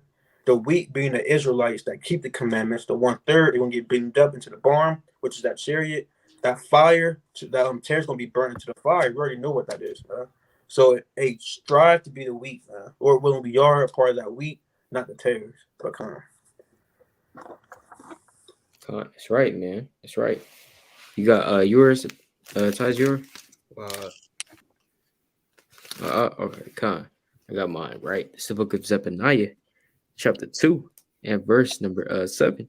I said, surely thou wilt fear me, thou wilt receive instruction, so their dwelling should not be cut off. Howsoever I punished them, but they rose early and corrupted all their doings. Therefore wait ye upon me, saith the Lord, until the day that I rise up to the prey. For my determination is to gather the nations, that I may assemble the kingdoms, to pour out upon them mine indignation, even all my fierce anger. For all the earth shall be devoured with the fire of my jealousy. Khan, so the Lord, that's what He's going to do. And the Lord said, I'm determined to do X, Y, and Z. It's going to come to pass, right? It's going to come to pass, man. He's going to gather all nations and devour them in the fire of His jealousy, man. Burn them up, because He has great indignation against the heathen. Okay, He has great indignation against Rittenhouse. I pray that the Lord smites down Rittenhouse, man, and all of his household, and that his posterity be cuts out upon the earth, right? And all these other Edomites, man, right? We pray that the Lord does that, and He is going to do it, man, right? And that's Ezekiel 25, verse 14 as well. He's going to use His people Israel to lay His vengeance upon Edom, man. So, and just like our brother Yahweh does. Esau, you can't get away. You can't get away. You can't get away. You can't run from Yahawashi, man. Right? So, come with that. All praise to Yahweh. Shema Mashah, Bamalak Yahawashi. I gotta get a precept right there, man. Right? Through the spirit that hit me, right? Wisdom of Solomon, chapter 16. Right, going off what the brother said. Right? Wisdom of Solomon 16. Right? I'm gonna read. We'll start at Salaki. We'll start at verse 16. All right. Salaki. Come. Read verse Salaki, verse 15. Right. The Lord hardened Pharaoh that he should not know him, that his powerful works might be known to the world. His mercy is manifest to every creature, and he has separated his light from the darkness with a damnant, right? Come, say not thou, I will hide myself from the Lord. Shall any remember me from above? I shall not be remembered among so many people. For what is my soul among such an infinite number of creatures, man? So the Lord, you don't think the Lord just, because there's 7 billion people, going on, more and more, into all the creatures that he got to take care of. Don't think he doesn't know, what you have done when he comes back, man. He's going to know, man. Just like how that's how he knows, but more, right? Verse 18, behold the heaven and the heaven of heavens, the deep and the earth and all that therein is shall be moved when he shall visit. The mountains also and the foundations of the earth shall be shaken with trembling when the Lord looketh upon them. No heart can think upon these things worthily, and who is able to conceive his ways, man? So you're not going to be able to even know if you're going to be judged, if you damn creeping in a mountain. No, damn, he gonna have a lion come after you inside that mountain, man. You can't hide from the Most High God. All the wickedness that you put on this earth, man. You're not going to be able to hide when he will visit the earth, right? Verse 21, right? Come. It is a tempest which no man can see, for the most part of his works are hid. Who can declare the works of his justice, or who can endure them? For his covenant as afar off, and the trial of all things in the end, man. Right? He's playing upon tables. So that's his plain, man. In the end, you're not going to be able to know, and you can't see him. You just gotta have faith, man. Faith in your works, so you'll be saved. The Most High will.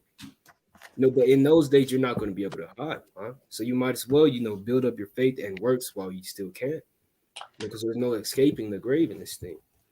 Come, That's right, man. All praise to the Most High God, right?